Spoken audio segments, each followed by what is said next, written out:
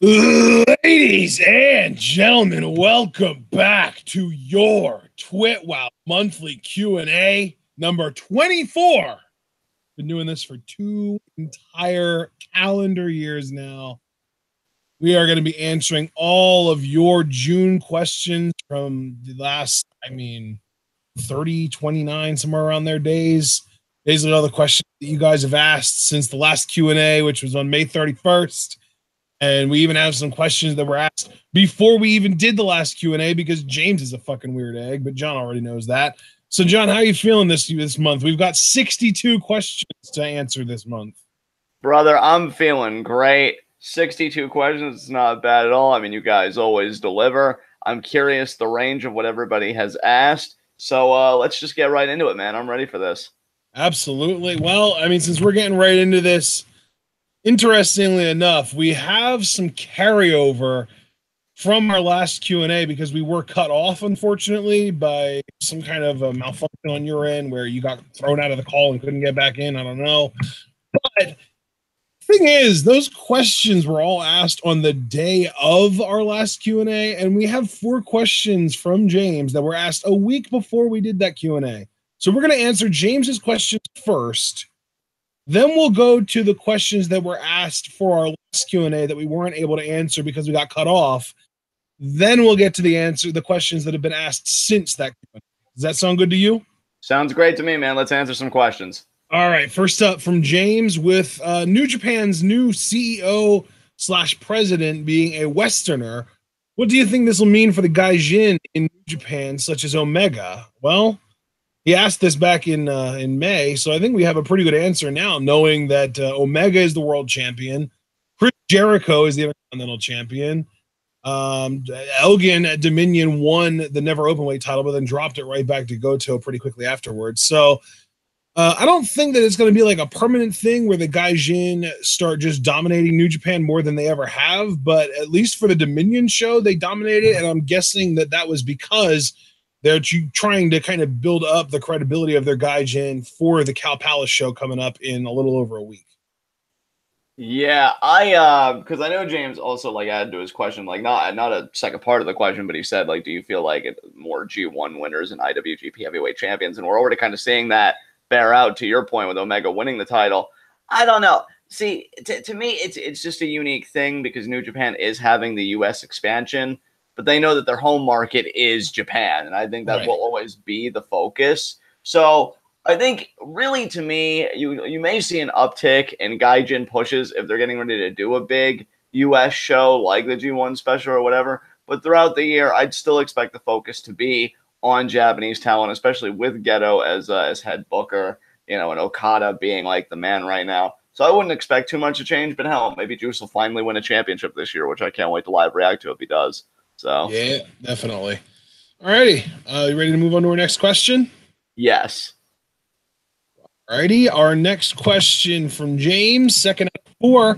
What is your ultimate dream feud, and how would you book it? And he does specify that the wrestlers can be dead or alive. Ooh, God. You want to go first on this one? I went first to the last one, man. Go for it. Damn. Honestly, since they could be alive or dead, I was even thinking I would love a Kenta, and yeah, I said Kenta because I like the intensity when he was with Noah. So a Kenta Chris Benoit feud. Damn, I thought for sure you were gonna say Benoit ZSJ. Benoit ZSJ would also be good, but if not Kenta Benoit, my runner-up feud would be Wrestling Machine Kurt Angle from 05 to I want to say 7 to and Minoru Suzuki, because I just feel like that would be just intense as fuck. And just keeping the focus, though, on Benoit and Kenta, since that was my first answer. How would I book the feud? Well, towards the end of his career, and unfortunately his life, Benoit, definitely had more involvement with mid-card championships. He was a big carrier of the U.S. title, I want to say, in pretty much the whole year of 06. I feel like he had quite a few runs. So I would do a mid-card championship feud, and pretty much, Benoit's the Rabid Wolverine. Can anybody, match his intensity? And then you have, fucking Kenta come out, beat the crap out of him there. And really, the story is very simple. You've got Benoit, who everybody claims is like the toughest and the best technical wrestler. You've got Kenta, who everybody says is also the toughest, but the best striker. And it's really just a meeting of styles over the U.S. Championship. Nothing overly complicated, just two guys that love plying their craft and beating the crap out of people, doing it for the U.S. Championship. So keeping it very simplistic here. What about you, Ashton? Shit, man. I'm bad at this because I really don't have that much nostalgia for wrestling. So I'm not even going to think about potential dead wrestlers matching up with current living wrestlers. So for an Ultimate Dream feud today, I think I'm just going to keep it a little bit more on the simple side and say two guys that we never really got to see cross paths in their prime, but would probably put on like a ridiculous exhibition match, and that being Ricochet and Neville. Ooh, nice. That's really the only one that I can think of that's never really happened because, like I said, I just don't have, like, even though I've been watching wrestling on and off since like 1996 or 1998 or sometime in the mid 90s or somewhere around there, I just don't have that much nostalgia for it because, like, when I was really young, the guys that I liked were the characters, not really the good in-ring workers. And nowadays, the guys that I like are the more the in-ring workers, and the character gets kind of set aside a little bit. So, you know, I can't really say like, oh, I want this guy from my youth versus this guy from today, because it would be like some random character worker like Goldberg going against this amazing technical proficient in the ring guy today, you know, like a ZSJ or a Skrull or, you know, an Osprey or somewhere along those lines. You know what I mean? So right. Clash. So I almost really do have to just kind of roll with, you know, staying in the same kind of era for that sake. So I'm just going to go with Neville versus Ricochet. And how would you book it? I just put it in a fucking BOSJ and let him go, you know? Fair enough for me, man. Let's move on to our next question. Next question is just for you, John. With reports that Mundo may be New Japan bound, how would you book his rise to the IWGP Heavyweight Championship? Well, honestly, Ashton, like with Mundo, because again, you say you're not good at stuff. I'm really not good at very like creative threads, like verbally. I think I'd be better like writing them out. I can't verbalize them well. So with Mundo, I'd probably have it be very straightforward. I'd have him come in. I have him, God, because see, New Japan is so contingent on their factionalism. So you know what? I'd have him make a New Japan version, like offshoot of Worldwide Underground. I'd have Mundo, rather than assimilate into a faction, I'd have him create a new one. Because it's fantasy booking and I can take liberties, let's see. I'd have him, God, I wish we could poach Taiji Ishimori, but we can't do that because he really is a great fit for Bullet Club. Ah, shit. Who would be in this faction to begin with? It'd be Mundo as the leader. Maybe Juice would be a good fit, but he's a babyface, and I envision Mundo coming in as a heel. So see, like, already, like, a lot of this is hard. But I'd have him make his own faction. We'll just kind of save the members for another day because that's kind of irrelevant to the bigger picture. And, yeah, I mean, I just have him kind of do his own thing for a little bit. You know, maybe get, like, a big win in a G1 over a Naito or something, but it really doesn't mean anything because it's G1. And then 1 year, I don't know, let's say 2019, 2020, I don't freaking know. You have him win the New Japan Cup, just like ZSJ did this past year. Like, I think for talents like Mundo, the New Japan Cup is the easiest way to, like, get to the world title without things being overly convoluted. And then, yeah, it can be Mundo versus, I mean, honestly, at this point, I'd have Okada regaining the belt for another freaking legendary run because the whole company is built around him. And then, yeah, you have Mundo, beat Okada. Or maybe, actually, no, maybe not even. Maybe he loses the first time, but then maybe he beats Okada in a return match at the G1. And, then he gets a return title match at King of Pro Wrestling, and then maybe I'd have him win the championship. So there's a little bit of a struggle, but not too much. But again, I'm not really good at these, so I know that was probably a horrible answer, but at least I was able to stitch something together. So next question. Yeah, that wasn't bad at all. Fourth and final question from James is just for me. How would you book Naito's rise to the IWGP Heavyweight Championship? Well, I mean, first of all, he has already held the IWGP Heavyweight Championship. Just a couple of years ago, he held it for like 70-some days in between Okada reigns. He kind of broke up Okada's long monster run with like a 2.5-month reign. But his rise back to it, I think that New Japan kind of struck fire with the build, him winning G1 last year. I think that you could have given him the title this year, but going kind of based on what's already happened and not trying to rewrite history. I think I'm predicting what I would do. I think I would have Naito win. I would have Naito beat Kenny Omega in a G1 match this year. I would have Okada win G1.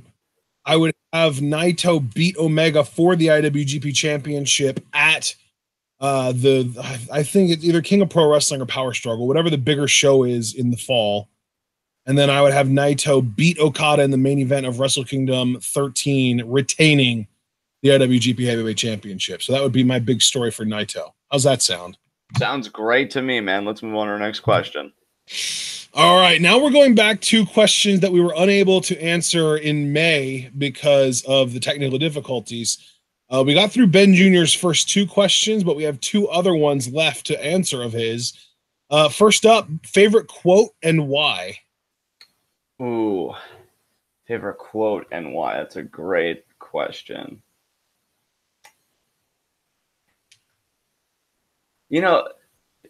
I remember when I was still like really a big mark for Jim Ross, and like I submitted a question to his website because I think that was at the time when I still had like play-by-play aspirations. Like I wanted to do that for a living, and I asked for like advice and stuff, and I think he essentially said like something along the lines of trust yourself, like look in the mirror and let the man that you see stare back at you lead you into battle every time. I don't know, just something about that really resonated with me. There are a lot of great quotes like that I've heard in my life, but that one really kind of struck a chord with me for sure. Oh man, I'm really bad at quotes, man. And it's mostly because like I don't seek them out much, because I've always kind of been of the mindset that if you need a quote from somebody else to kind of inspire you, that you probably should look more inward. You know what I mean? Right. So, oh God. I mean, I really would just have to go with the fucking Rick and Morty quote about, nobody belongs anywhere. Nobody exists on purpose. Everyone's going to die. Yeah. Come watch TV. Yeah. Like that's pretty much what mine would be. I think I even used to have that in my Twitter profile, but I took it out of there for the sake of making sure that I could fit all of our TWitWoW advertising in there, like our links and shit. So yeah, that would probably be my favorite quote. And really not even because like it like changed my life or anything, more just because it sums up my sort of philosophy on life very succinctly, and I can appreciate that. Sure, nothing wrong with that. I do want to kind of clear things up because we've gotten multiple people now in chat asking questions for us to answer. Guys, if you want us to answer your questions for Q&A, you ask them in the comments or on Twitter or in the Discord. We record them over time, and then we answer them all in a video like this. Like, we're not answering questions live for live chat unless it's a super chat. So that's kind of how we go by this. We answer questions that we've already recorded from the last month. So if you want us to answer your question because you didn't get it in, super chat is an acceptable way to do that. But we're not just gonna scroll through chat looking for questions and answer those, because that's not really fair to everyone else that already asked.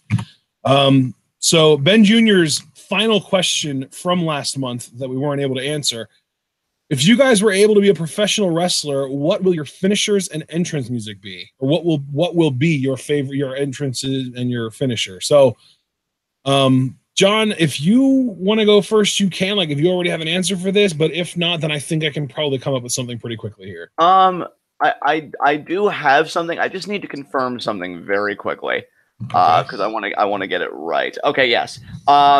Finisher would be the omoplata crossface, obvious. And my theme would be Breathing Theory's Spider to the Fly. I think that has a good ring to it, because that would definitely be like a heel, like menacing heel character. So yeah, that would be my entrance music and my finisher. Well, damn. Yeah, came more prepared than you thought I would, huh? Yeah. There you go. Look at you. But what about you, man? My entrance theme would be Shortchange Hero by The Heavy, because it's a really cool, like, I think I like sort of versatile themes where depending on where you start in the song, it can kind of have a different effect on the person's entrance. You know what I mean? Right. Like, with Almas, if you start at the very beginning, it starts with like the Spanish guitar and it kind of plays him in. But like at the Royal Rumble this year, it just went right into like they cut a few seconds in, and there was this instant sense of holy shit, it's Almas, yes. And I would want a theme kind of like that. So Short Change Hero kind of has that effect because the first like minute to minute and a half, which obviously you wouldn't be able to play the whole thing. Obviously, I'm not even going to have to, explain on that. But it would be good to play for like the debut. Like for the debut, you can play that intro and you can really fucking ham it up and really build it up. Like, oh shit, this is a big deal. All this build up. And the actual song itself is a little bit more upbeat and it's kind of groovy. So you could cut to the beginning of like the groovier part for most entrances. You know what I mean? Right. Yeah, I feel it. Yeah, that's kind of where I'm going with that. Short Change Hero by the Heavy. And my finisher, I would say I would have as like my impact finisher, I would use a choke slam onto my knee. Cool. Yeah. Yeah, kind of like what Deucalion used to use in Chikara. And then my submission finish, you already know, brother. I would use a crucifix armbar. I fucking love that move. Yeah, I dig it. And I would use the crucifix armbar to counter lazy pin attempts too. That's always been something I've thought about. Where like someone just comes over and hooks one of your legs. Well, your arm's between my legs already, so I'm just gonna grab it and then crank on your other arm. There you go. It's what you deserve. Yeah, don't pin me lazily, bitch. Yeah, don't be lax about me. I'm a genuine opponent. All right. Next, we got 4 questions from Alex Foster. He didn't submit any for this month, but we do have 4 from him from last month, so we're not going without Alex Foster questions completely. First up, if the Money in the Bank briefcase could literally be cashed in at any time, what normal activities would be the worst time to cash in? What normal activities? Definitely taking a shit for one. I was going to say, I think, well, not even really taking a shit because, like, yeah, your pants are down around your ankles, but at least you're, like, sitting upright and facing the door so you see it coming so you can prepare yourself. I would say sex. I mean, if you're having sex with someone, you're not prepared at all. And depending on the position, you're probably already on your back. So the person wouldn't even really need to try that hard. They could sneak into your room, put a finger on your shoulder without you realizing it, or even like on your leg or on your side without you realizing it, get a 3 count and win while you're going away or while you're, having your fun. So I would say sex would be the worst time. That sounds like some hardcore title shit, and I love it. No, I'm just laughing because I'm just picturing taking a shit while somebody's cashing it on me, and I'd be so panicked. I'd be like, "Oh God, just pin me so I can wipe my ass." Oh God, yeah, it would really be awful if the briefcase worked that way. Thank goodness it doesn't. But I guess we can move on to our next question. I mean, you can't say sleeping if you're like, unless you're Hanma. That's well, if you're Hanma. Well, Hanma wasn't sleeping though. They woke him up before they pinned him, and he still didn't count. Oh, Hanma. Oh man, but I was gonna say like if you're Tanahashi, you still kick out even in your sleep. He kicks out at 1 in his sleep. Yeah. Oh, so OP. Yeah. So next question from Foster. Which wrestlers do you guys think would like John more than Ashton or Ashton more than John? Well, Johnny Mundo would definitely like me. I feel like Kevin Owens would love you. Yeah, probably. We're both equally petty in our own ways. And Baron Corbin. Yes. Oh, he's and so Tommaso Ciampa. Yes. Oh God, Johnny Gargano would love you. Oh. Yeah. I'd get along with Johnny. I feel like all of the obvious face wrestlers would pick me, and all the obvious heel wrestlers would pick you, with maybe very few exceptions. God, those would be some really unhealthy relationships, though, on my end, because we would all just bully each other because we're all heels. We don't know what kindness is. I would do my best to convince Kyrie that you were best for her. Oh, thanks, bud. You better. No, but I appreciate it. I'm just saying. I mean, you would probably have to do me the same favor for Peyton Royce, since she's. Oh, I would. I'd be like, look, this guy's been advocating for you since the beginning. I didn't believe in you for shit, so you definitely want to go over there. Yeah, man. That's I really just kind of split it down the middle. Heels with John, faces with me. Yeah, sounds great to me. Next question. All right. Oh, Adam, wait. Adam Cole would be the only exception, though, on the heel side. He would definitely have to go with you. Yeah, that's true. Adam Cole, well, really the whole Undisputed Era would be on my side. Yeah, that's very true. But I do get Andrade in return, Well, so you are, yeah, I mean, he's a heel. That's fine. Yeah, it's fine. yeah. Yeah, yeah, that's acceptable. Yeah. All right, now we can move on to our next question. All right. Just so you know, though, I'm stealing Sami Zayn. That there was a time where that wouldn't have been a loss, but I'm definitely feeling it now. But it's okay. He's definitely better with you. So All right. Third question from Foster from last month. Kindly book the end of Kurt Hawkins' losing streak. honestly, I feel like WWE gave us a fine template that they didn't even bother to follow through on. Because a while back, you had Baron Corbin cost Kurt Hawkins a match against a local freaking competitor that if Hawkins had won, everybody would in the arena would have gotten tacos. So, you would have had where Kurt Hawkins just keeps going to the GM saying, look, I demand a match with Baron Corbin, whatever. And Kurt, because Mick Foley did the same bullshit with Sami Zayn, so it's not like there's not precedent. Kurt, I don't think you're ready for Baron Corbin. I think he'll eat you alive, blah, blah, blah. And meanwhile, Baron Corbin, you just see him in different parts of the arena every time Kurt asks, like, just, kind of laughing at him and looking down on him. And then, maybe Baron has like an opportunity, say, like, for example, a triple threat match for the number one contendership for the Intercontinental Championship, because this is all on Raw. Kurt Hawkins costs Baron Corbin that match. So then Kurt's just like, well, you see, Baron, now you know what it's like to have somebody take something away from you that means something to you. And then Baron gets so frustrated now he wants the match. And see, Baron's not Kurt Hawkins. Kurt's going to capitulate to that, whether he's Constable Corbin or not, which in this scenario he's not. But even so, Baron is supposedly like this menacing guy. Kurt will be like, fine, you know what? I don't want any problems on my hands. You've got your match. We do it on, God, let's just pick a random pay-per-view. Fucking every pay-per-view is co-branded now. Let's just say No Mercy kickoff or something. And Kurt Hawkins gets the win after like a 10-minute affair. And, it would protect Corbin because Corbin would be like bludgeoning the shit out of him and stuff, but he'd be way too cocky. He'd get caught in a cradle. Hawkins would win. And then, even though he's fatigued, he's beaten up. He gets on the microphone and he says, tacos for everybody. And he just collapses from the beating.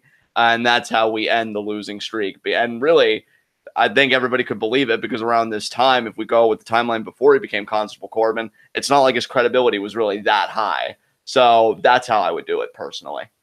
See, and I would almost want to do like a Hurricane Rock scenario where Kurt Hawkins gets a surprise victory over the biggest fucking deal. So, like, I know in WWE mind that would be Roman. I want Kurt Hawkins to get a victory over Braun fucking Strowman.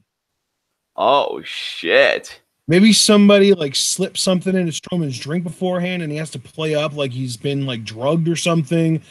Maybe like Strowman is in a feud with like a tag team or a faction and one of them distracts the ref while the other one clocks him in the head with like a sledgehammer or something along those lines. But I want Kurt Hawkins to get a big win over Braun Strowman. So that's kind of my whole thing, is that I want that to be how we end the losing streak, is with a win over Braun fucking Strowman.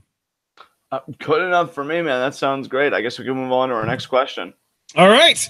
Fourth and final question from Foster from last month. Create the ultimate Pokemon game. And he does include here gameplay mechanics, style, etc. And he did specify just for me that it needs to be a brand new game, not a Gen 1 remake. Oh, wait, so is this question just for you or for both of us? I kind of missed that. This is for both of us, but specifying that it has to be a new game and not just a Gen 1 remake was a note targeted at me because he knows how bad I want a Gen 1 remake. I have a crazy idea. Can I just go first? Yes. Okay.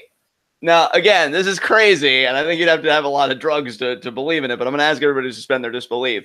This, to me, would be a two-player game that's like virtual reality. One player is the trainer, the other player is the Pokemon. So one player gets the experience of like traveling around all the towns and like doing all the battles, but then the other one, as the Pokemon, feels the effects of both like attacks and the battles. It's this really immersive virtual reality experience that like takes, I guess, the mechanics of like a Pokemon Go and puts it on freaking steroids. And again, because it's a collaborative effort, it promotes like, playing with your friends or your family. And it's like this teamwork thing. It's like the most intimate building of relationship between Pokemon and trainer, which was always a huge theme in the show. So we extrapolate that theme and we distill it down into gaming form for a really intense experience. So that's what I would do with it. And, you know, maybe one day it won't be so implausible. Yeah, that's fair. You know, your idea is interesting, but I would worry that not enough people would want to be like actually play Pokemon characters in order to actually populate that game. Right. I think for mine, I would really more want it to be not a Gen 1 remake, but really like more like a game that is designed to better reflect the show. Because like with the show, Ash has traveled across so many different continents, but every time he goes to one, his power level basically resets to 0 and he kind of has to start anew. Right. But like he doesn't like lose all of his progress. So I would basically want to make a game that features all 8 major continents that have been featured in the game so far. But I would also want to make it so that when you move to a new continent, you have to leave. You have to either A, choose to leave all of your Pokemon behind on the continent you're coming from, or B, they automatically get de-leveled down to like 1 or to 5 or something like that. And you maybe even have to box all but one of them. Like maybe you're allowed to take one with you, but it gets automatically leveled back down to 5 or something like that. And All like right. your de facto starter in the new continent. And like your goal, rather than getting 8 badges and beating the Elite Four, your goal is to collect all 8 badges everywhere. And I think there aren't actually 8 in the new region that Sun and Moon take place in. But basically, your goal is to conquer every continent and become like the ultimate Pokemon master, and not just on one continent. You know what I mean? Yeah, exactly. And I would also like, I don't really know if I would want it to be like a multiplayer game, because to me it's multiplayer enough given that you can trade online with people. Like there's like a global trading service that you can use that's like through Wi-Fi. So to me, like that makes it multiplayer enough. I would basically want it to be like the canon cartridge single player games, but all mashed into a PC game that can then, you know, you can either play it at face value for what it's worth, or you can even like, I'm sure there would be like a modded community that would be developed that would be amazing too. So that could be a lot of fun. And I would also really like the idea of being able to genuinely catch every single Pokemon. And it would be a PC game, so it wouldn't be like, oh, buy this version and that version.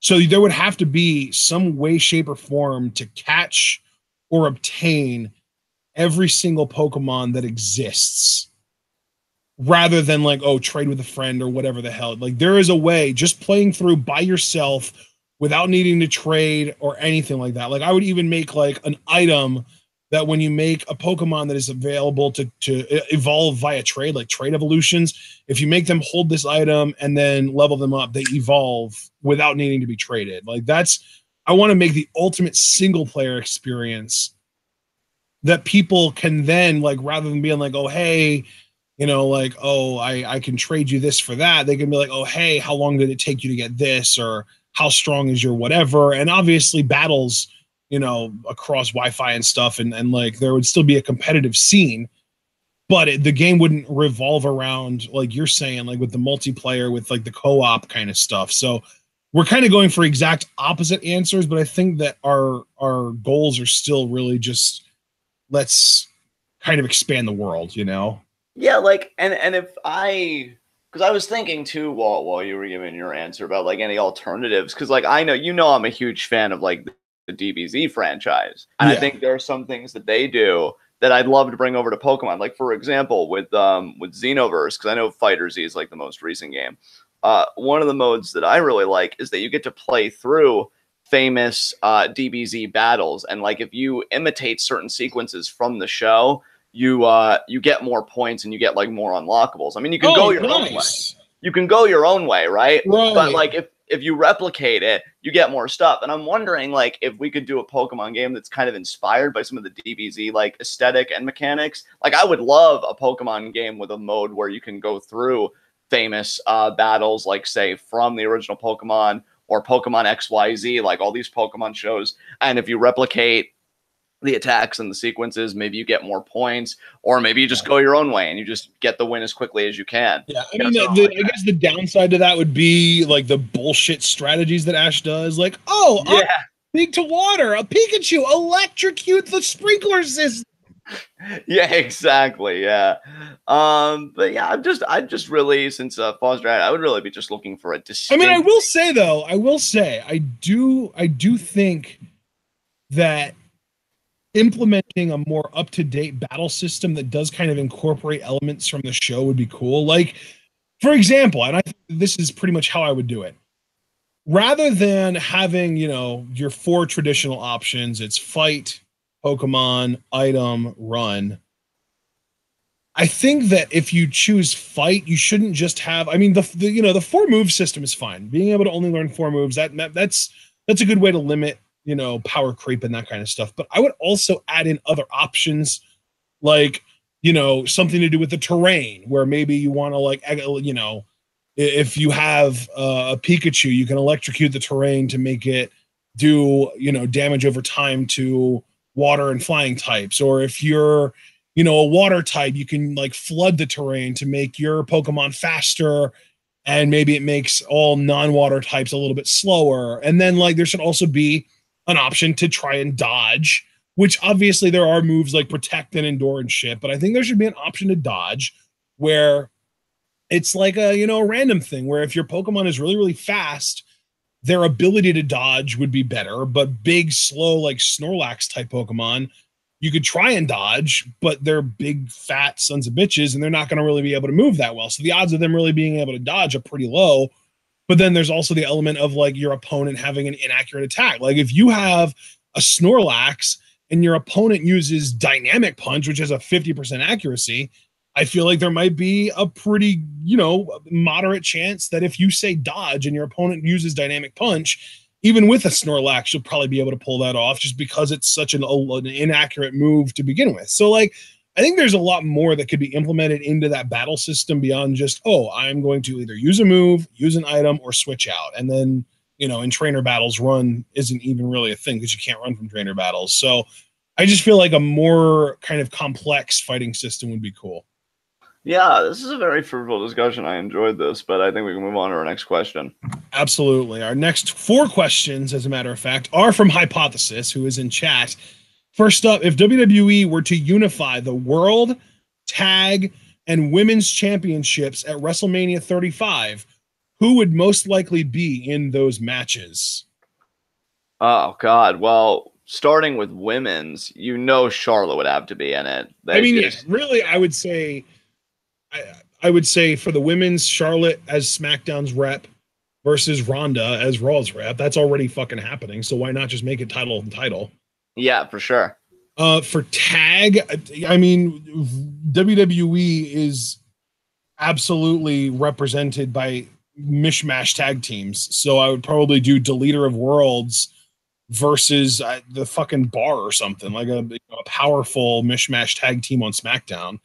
And then for the World, Roman AJ is the most logical choice. Yeah, I'll agree with you about World. Hell, I'll even agree with you about women's, and that's fucking sad. For tag teams, though, God damn, because I do see where you're coming from with mishmash tag teams, and really, I think you know what? He only asked what we thought was most likely to happen. Let's also do like a dream version, like what we would want to happen. Because like for the tag, like, how great would it be if it was, the Revival versus the Usos? Like that. I was just gonna say that. Yeah, I was just gonna say that verbatim. Usos Revival for me. Yeah, or like for the world title. I mean, it's WrestleMania 35, so it's a little bit closer than I would like in order to build this up. But we could still pull off Drew McIntyre representing Raw versus like a Nakamura. Or, I mean, hell, you could even keep it on Styles or a Bryan or a CN Alma. Dude, we could literally replicate Takeover War Games, Drew versus Almas, but to unify the titles. Like, that'd be amazing. Holy fuck, yeah. And then for the women's, I would want Sasha Becky, period. Yeah, totally. They need another big singles program. They have not worked enough together. Yeah. Yeah, I pretty much agree with all of that, man. There's not really much I can add. We can move on.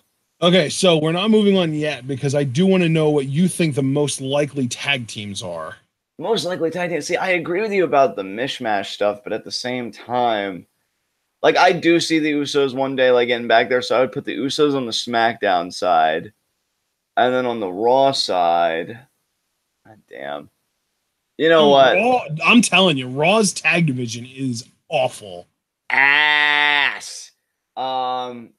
I think I will just go Deleter of Worlds because I see them sticking. I mean, I already like hate that they're still together. I wish that this would have broken up by now and Bray would be doing his own singles babyface run.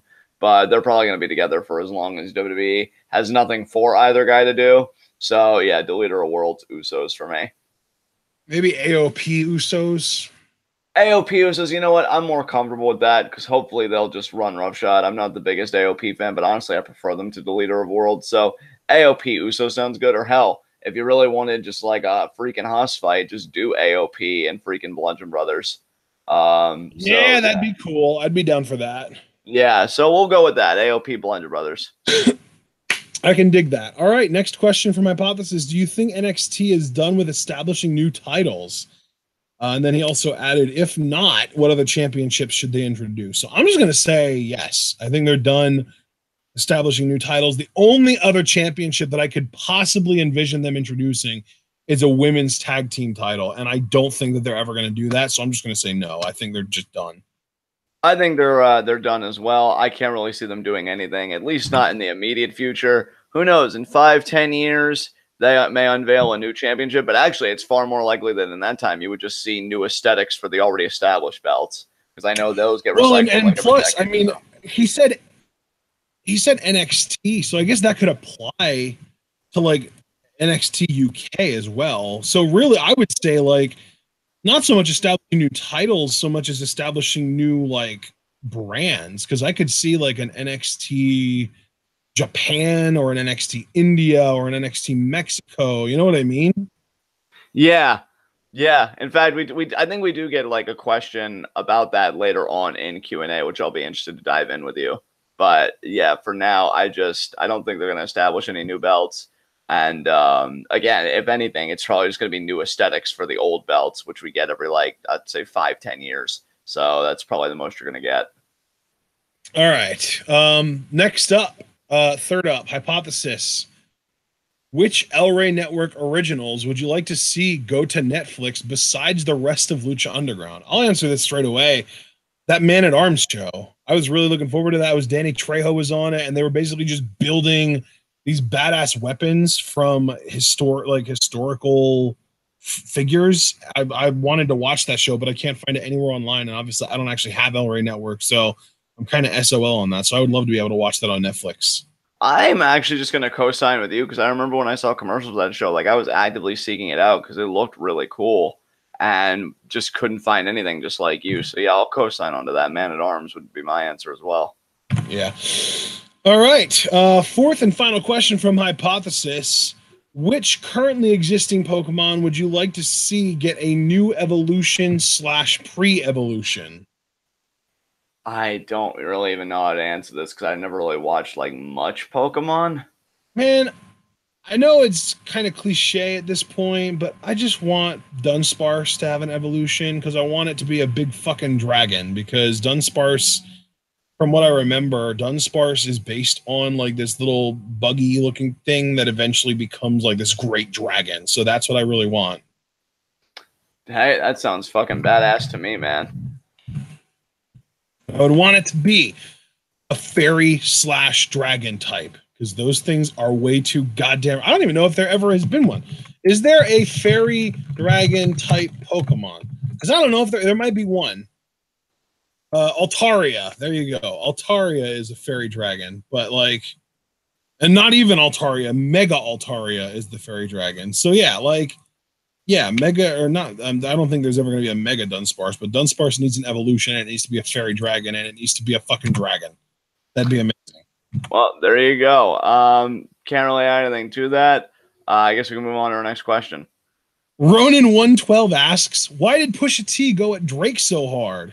Yeah, I recorded this question, and I'm like, what's even the beef? You know, I had no idea. Like, Guys, I just want to let you all know John had Pusher T listed here. Well, I thought that's how he listed the question, because I did like Did he copy paste. seriously? Come on, Ronan. What are you doing? Yeah, because I usually copy paste, like, now that I've got like Word back on my computer, I'll even like pull it up Oh, again. man. And I'll put this on me. Oh, it is entirely on you. But no, I don't even know what the beef is. So, like, do you even know what he's referring to? Dude, apparently Pusha T came out with a diss track on Drake, and he called him by his real name, which I think is Aubrey, and like everyone is making this big deal out of it. I haven't heard it. I didn't know that we were going to be getting asked this question, so I don't have an opinion on the matter. Yeah, I don't have an opinion on the matter either. So I guess the next question. Oh my god. For 4 questions from Brandon Best. First up is just for you, John. This one's just for you. What's your opinion on shadow psychology? You know, again, another question where I really didn't have time to like look into this or whatever, but I'm gonna look it up real quick. I'm gonna do what I did with that one Satanist that you asked several months back. I'm gonna read the very quick wiki entry, but it did sound familiar. And yes, this is from Jungian psychology. Yeah, I will say this, Brandon. I'm not going to give you like my personal answer, mainly because I'm not well read enough on the subject. Maybe when I am, like, I'll DM you like what I thought about it, remembering that you asked this question. But I do know that I have several friends that really are into Jungian psychology, and I think he's aged far better than Freud has. I will say that, and I'm not sure, but I should have, because I know there's this book series that I like called Very Short Introductions, which are like these really slim volumes that you know, kind of reason and articulate very like complex ideas, or, you know, supposedly confusing ideas. And I think I do have one on Jung and his psychology, psychoanalysis, and just like everything in that kind of vein. So I'll have to look more into it. But I think actually shadow psychology, from my understanding from the research that's come out, which I have to of course read more of, it's starting to age very well. Again, far better than most of Freud's ideas. So I'd say just from that distance perspective, I'm cool with it. I'm curious how what else Jungian psychology will kind of bear out in the years to come, but I would have to do more research to give a more substantive answer at this time. Oh man, I thought you were monolingual. I mean, what? I didn't understand a word you just said, so I just assumed it was a different language. Oh, fair enough. Let's move on to our next question. From Brandon, for both of us, if you had to compare TWitWoW to a TV show, what show represents you best? Arrested Development. Yeah, agreed. I get dibs on Tobias. And but not like the Netflix versions, the original. Yeah, because Netflix, But yeah, I'd agree with that. All right. Next question is just for me. Would your ideal date / marriage be football themed? So first of all, fuck no, and second of all, hell the fuck no. I like football, but I don't like football that fucking much. Yeah, I remember hearing about one Mark that, like, instead of wedding rings, he got him and his wife tag title belts, and I'm like, bruh, what the hell? Oh my god, some people, I swear. Yeah. Yeah, no. My ideal date would probably be most people's ideal date, and my ideal marriage is no fucking marriage because I don't want to get fucking married. Yeah. At first I thought when you were like, fuck no, how the fuck no, I was like, are we getting a marriages for Marks coming on? But you didn't go there, so fair enough. But my whole problem with marriage is that marriage is a religious custom that is recognized by the government. Like, it is the literal opposite of separation of church and state. It is the government recognizing a religion and basically giving their sort of, you know, stamp of approval to said religion, which really shouldn't be happening at all. Right. Anyway, that's a fair critique. All right, fourth and final question from Brandon Best is for both of us. Was there anything Antonio Inoki could have done to better incorporate shoot fighting into New Japan? I wish I was more of a wrestling historian, because when I was recording this question, like, I really, like, I know of Inoki, but I've never watched any of his work. I don't know his history. Hell, you know, you guys hear me sometimes reference Tatsumi Fujinami, but that's only because of conversations I had with Catch Wrestling Twitter and watching video highlights. I've never really done that with Inoki, so I really don't know how much he did or didn't do to bring shoot fighting into New Japan. And really, at least if he tried, I credit him for it, because I still think you kind of feel a semblance of that in today's New Japan. Like, they take the matches very seriously. So I guess he did a good enough job, I would have to guess, given the current state of the product. Can you give a more substantive answer than me, or are you in the same boat as me? No, I was just going to say not to do it in the first place because it was unnecessary, and you're trying to make a worked business real, and in doing so, you're ruining the whole fucking point of wrestling. Yeah, fair enough. That's my thing, is like, if you want to make a shoot fighting, company, do that, but don't try and turn your professional wrestling company into a shoot fighting company. That's never a good idea. I mean, I can understand wanting your pro wrestlers to have mixed martial arts and shoot fighting experience because that gives them credibility. That makes all the sense in the world, but actually trying to incorporate that into your product, I think, is a huge mistake. All right. Well, I guess we can move on to our next question. Iconic Player 1 wants to know how many questions he missed. Maybe like 15-ish, 16 probably. I don't know. But we're getting to Races Fan Rock's questions. The first of which is only for me, and he is asking me to pick a region to be a new Pokemon region. And he's giving me 3 options here: Iceland, Finland, or Poland. And this is actually kind of an easy answer for me. I'm going to go with Iceland because I've heard amazing things about Iceland and how gorgeous it is. And that would be a really cool setting for a new Pokemon region. So that was pretty easy. Second question, also just for me. Given the Las Vegas Golden Knights' success this season, reaching the Stanley Cup Finals, will the Oakland Raiders have similar success in their first year in Las Vegas? I don't know, because they're not going to be an expansion team. The Vegas Golden Knights were an expansion team, I believe. So that was a very, very different situation. And quite frankly, if the Oakland Raiders are still being head coached by John Gruden when they get to Vegas, which they most likely will be, because they signed him to a fucking 10-year contract worth $100 million, I highly doubt they have that level of success in Vegas. So simple answer, I don't know. Trying to really put my back into it, probably not. All right, next up, this one's just for you, John. Are you ready? All right, let's do it.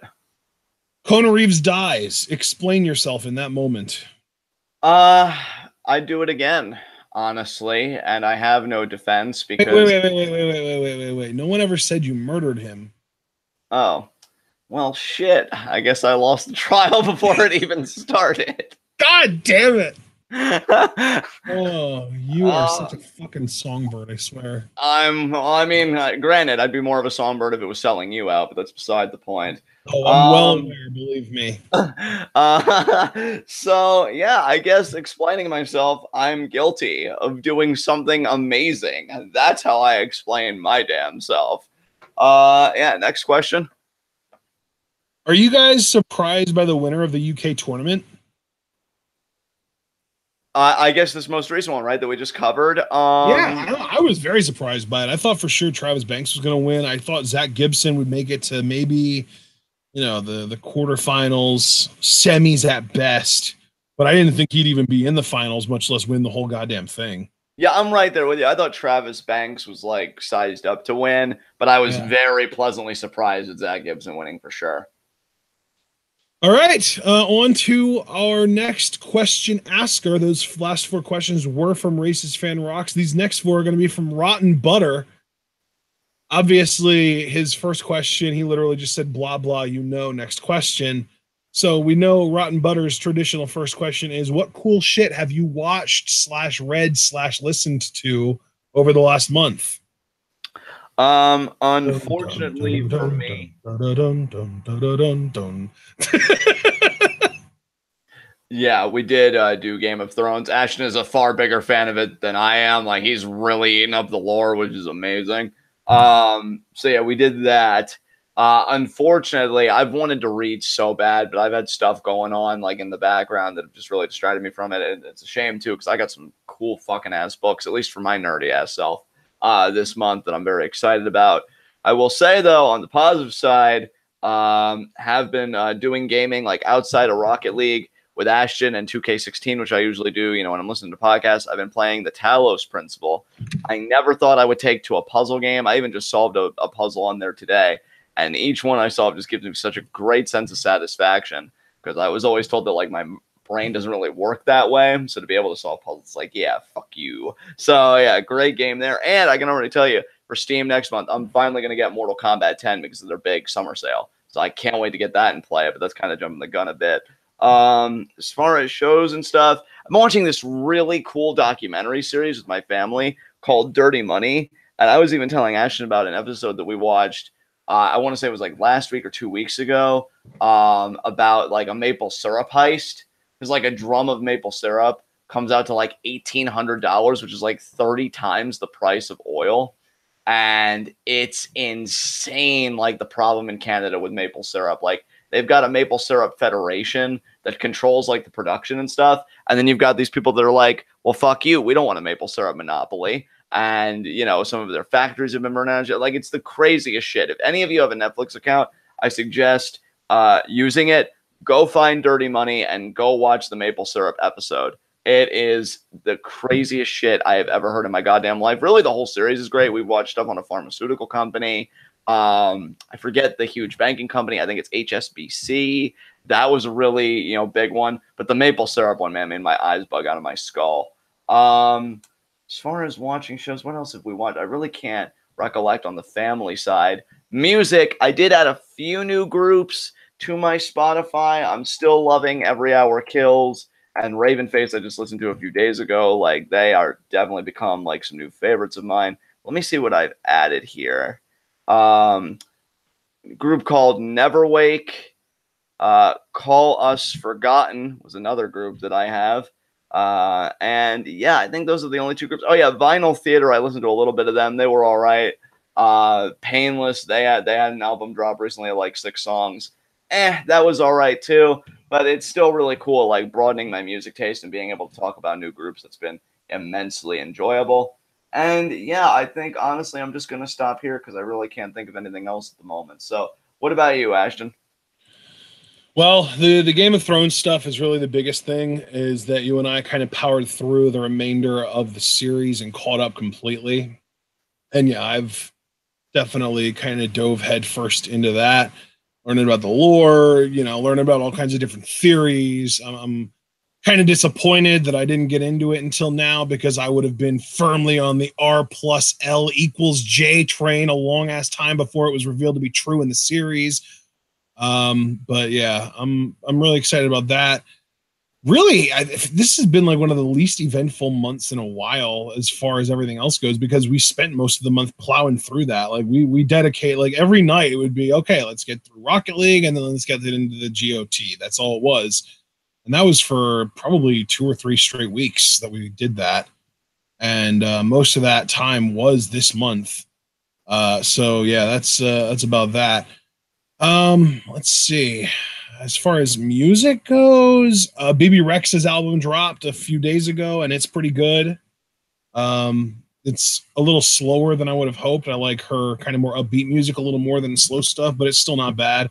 I downloaded it and then immediately removed Meant to Be with Florida Georgia Line off of it so that I didn't have to ever listen to that song, because that song is, you know, no thanks to BB Rex, more just thanks to fucking Florida Georgia Line. Awful.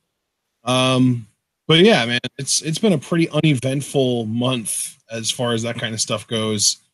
I can't really even think of anything. Oh, John and I did just we did just watch a couple episodes of Ramsey's Kitchen Nightmares the other day, and it was hilarious because delusional people are just a wonder to behold. Yeah, that's understating it.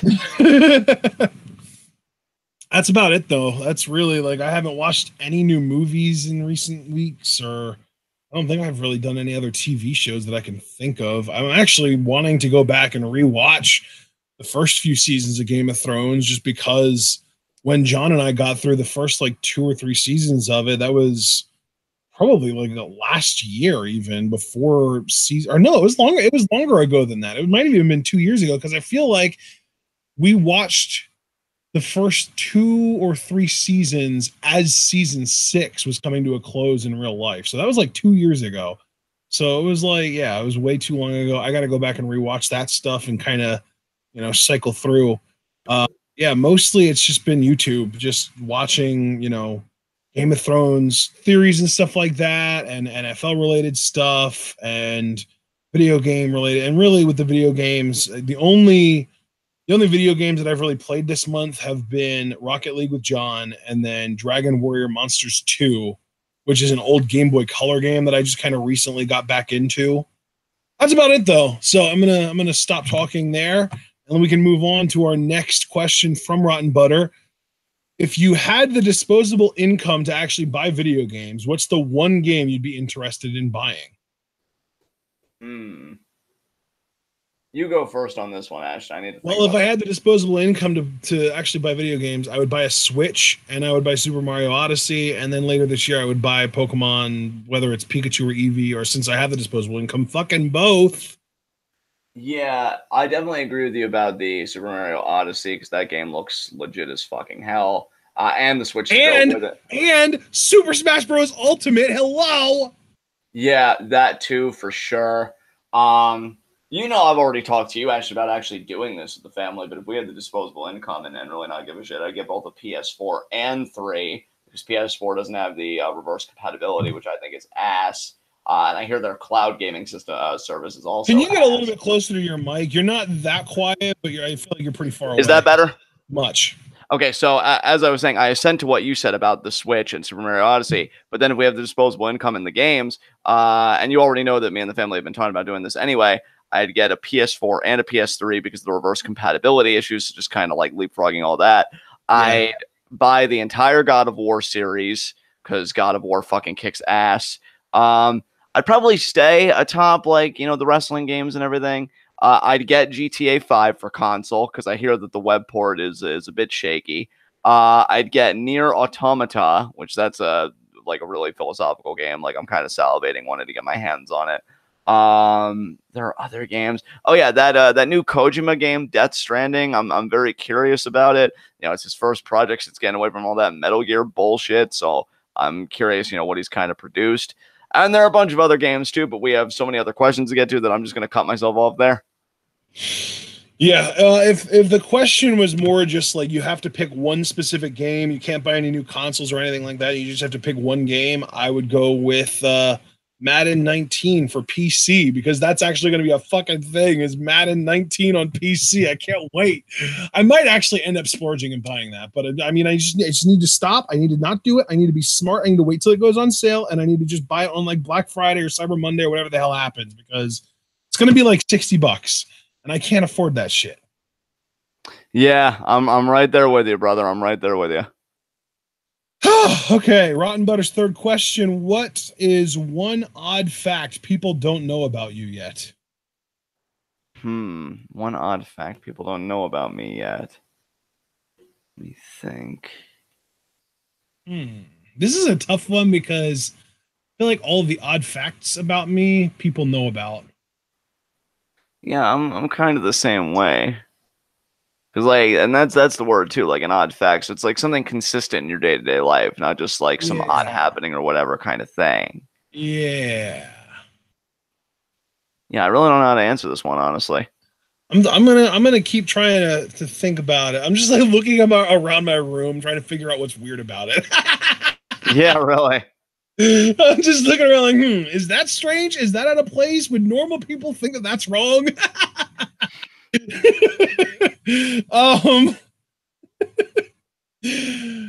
Let's see.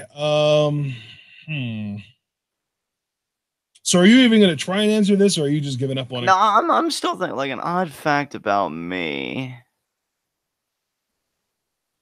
I don't know. Oh, here's one people might not know about.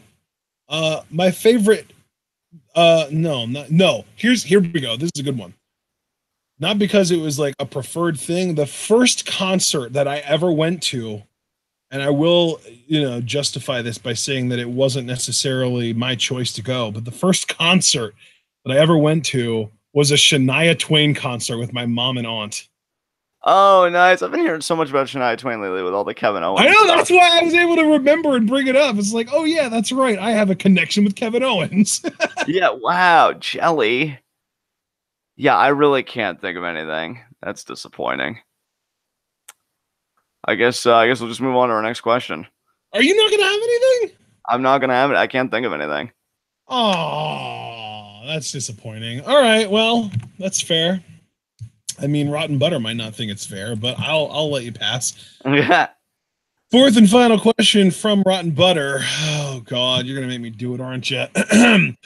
Where the hood at?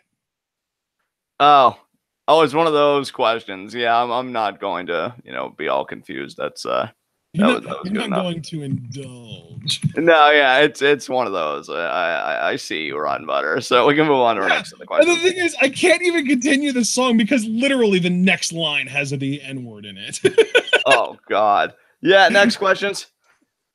Next set of questions are from Super Blue. First up is, do you still believe in any of your bold predictions from earlier this year, and do you have any new ones? I don't even remember the whole predictions. I know, right? What bold predictions? When was this? Here's a bold prediction. Juice will win the Never Openweight Championship at Wrestle Kingdom 13. That is really specific. Is that what makes it so bold? Is just the specificity of it? You're damn right. God damn. All right. Yeah, I just laid down the gauntlet to your face. You know what? I think my bold prediction was that Naito would walk into Wrestle Kingdom 13 as the IWGP Heavyweight Champion and successfully defend it against Okada. So I'm standing by that. Damn it. Oh, what? Well, shit. All right. Next question. We're halfway through the year. What are your favorite and least favorite reactions this year? Any reaction Ashton has to Adam Cole, because it's like I just don't know what to do, but just like listen in bewilderment at what's going on in front of me. And really, it's been amazing because it's the closest I've come to empathizing with all of you when I go on my Johnny Mundo tirades. So like I get it now. I get how it works. Yep. I'm doing everyone a favor by showing you what you are like. Oh, yes. And just as sexy too. God damn it. All right. So yeah, I'd say your reactions to Adam Cole. I feel like you and we did a show. Now, granted, I'm proud of all the work that we do, but I feel like we did a show and we really killed it. And we were both like, man, that just felt so good. I wonder if it was a New Japan show that it like felt really good. It might have been like a BOSJ show that just like felt really right. Because you know what, dude? I feel like wasn't our interview with DJ and Roach this year still? Yeah, I think that. Yeah, I mean, dude. So that would definitely qualify as like one of my favorite commentaries or reactions or whatever. You know what though? I say commentaries. He did specify reactions though, so I guess that wouldn't count. Really, I think our coverage of BOSJ is like reactions. We killed it this year. I was very proud of those, especially I'm also going to toss in Takeover New Orleans reactions were a lot of fun. Oh, you know what I'm thinking of? I loved our reactions both as like a commentary team and then just those moments where we were just like fans and like, fuck formalities. Our reaction to that Skrull Osprey match that I was just freaking out over, like that's definitely one of my favorites because that. When was that? I'm trying to remember what the event was, but again, that was the match where Osprey was like, I can't move my fucking head. I think that was like Sakura Genesis or something like that. Yeah, like those reactions were just insane, and like I just knew I was losing myself in the match, and like I just didn't get like it was just me and the microphone, and I'm just like freaking out. So yeah, I think that actually holds a real soft spot for me there too. So yeah, I really can't think of anything else. So unless you want to attack on anything, we can move on to the next question. I would say as far as the favorites go, we kind of covered those. Least favorite, ROH Super Card of Honor 12. Oh yeah, definitely. Oh my god. And Super Blue said that was his least favorite reactions as well. And it's funny because I think he paid for those. So I apologize. It's just that card was so bad. That card was so bad. Yeah, especially that last man standing match between who was it?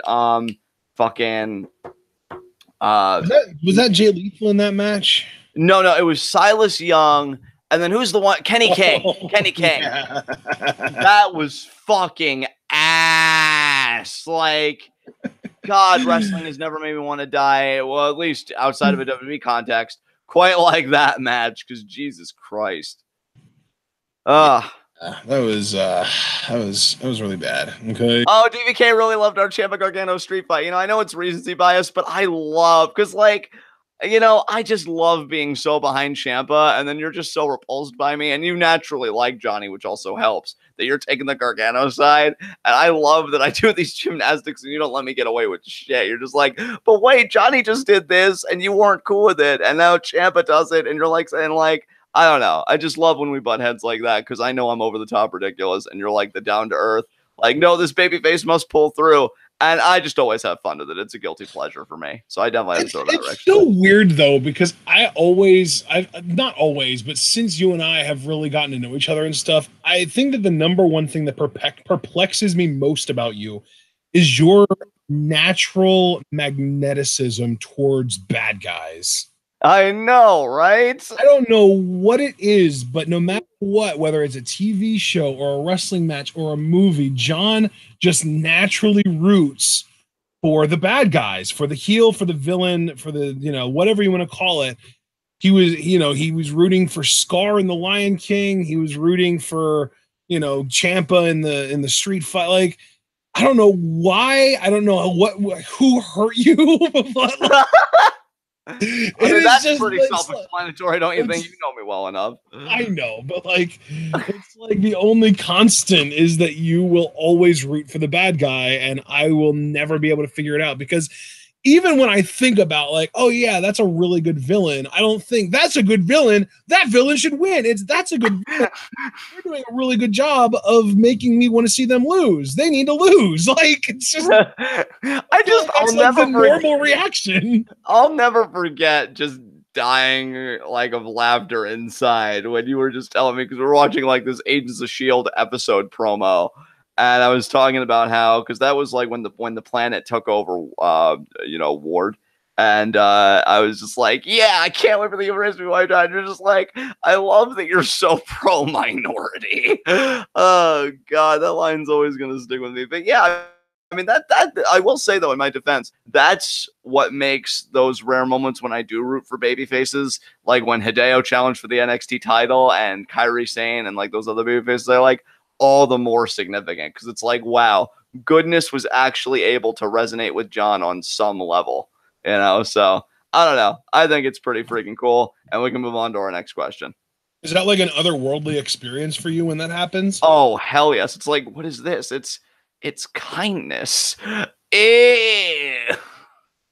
All right, third question from Super Blue. How do you feel about Michael Jackson? I mean, talented guy. Feel bad for the way that he was raised, and the allegations are bad, but I don't know if he did it or not, so I'm not going to judge him for it.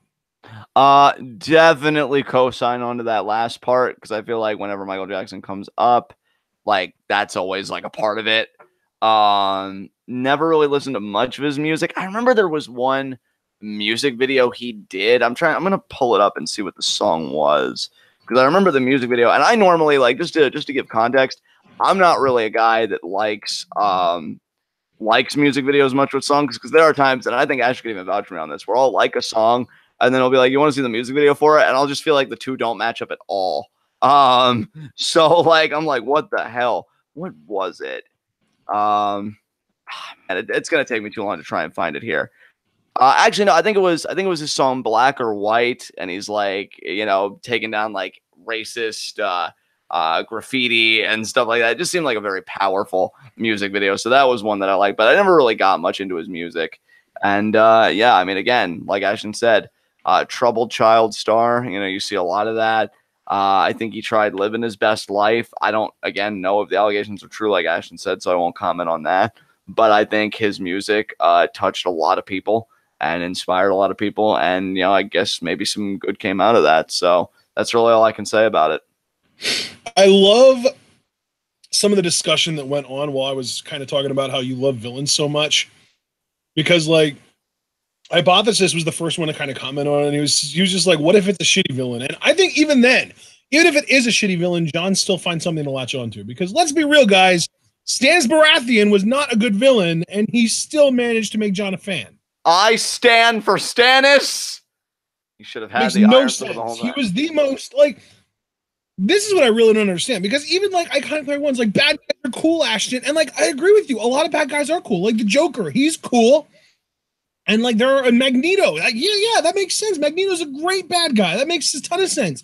And a lot of like the villains in like the comic books, like Rhinoceros and the Lizard Man and Doc Ock and all that shit. Like, yeah, they're awesome. But here's the thing: Stannis Baratheon has no charisma. Stannis Baratheon isn't interesting. Stannis Baratheon doesn't do anything with style, and yet John still found a way to latch on to him. I don't get it. Any person that's willing to burn their daughter alive for power is someone I deeply respect. I stand by it, damn it. Anyway, let's move on to our next question. So you must be a big fan of Melisandre then. She's the one that did it. Yeah, but Stannis had to have the courage to listen, so... Oh my god. But yeah, like I said... Melisandre has too earnest of a cause. Like, she's trying to do good, even if she's failing sometimes. Yeah, see, you've either got to be pure evil or GTFO, you know what I'm saying? Like, don't try and muddy the waters. Okay. Fourth and final question from Super Blue. Oh boy. Cut a promo on the heroes being failures, even when Zeno helped them in the future Trunks arc from Dragon Ball Super. Oh yeah, this is a question for Jay Scum and Ashton. So, hold on. Oh, well, I don't even remember. I fucking blanked out during the future Trunks arc. Garbage. Look, bruh, I don't blame you. I was busy thinking about how I could bully orphans when this whole arc was going on. I don't fucking know. Like, wouldn't you agree with me? Look, I know you and I are different. You're a guy with a conscience, all right? And I enjoy bullying people for the sake of it. But wouldn't you agree that the arcs are just kind of tired? Like the hero comes in, right? And they're all powerful. And then the villain that just happens to be more powerful for a certain moment in time, like he comes in. But the hero always gets more powerful. And maybe instead of like cutting a promo ragging on them, I would just rather say, like, I appreciate that ultimately they failed. They pretty much needed the help of their god to really solve the problem, because it's better than the circle jerk of, oh, wow, Goku, I didn't think you could become that strong. Of course he could. He's the head character, you fucking marks. I mean, I'll tell you, man, like, they don't just make quality TV like they used to. You know what I'm saying? Like, it's all just a bunch of bullshit. Like, I know everybody's excited for this new show. Have you seen the trailer for it? I think it's called, like, DBZ, like, Generations or something. It's gonna No, I haven't seen the trailer yet.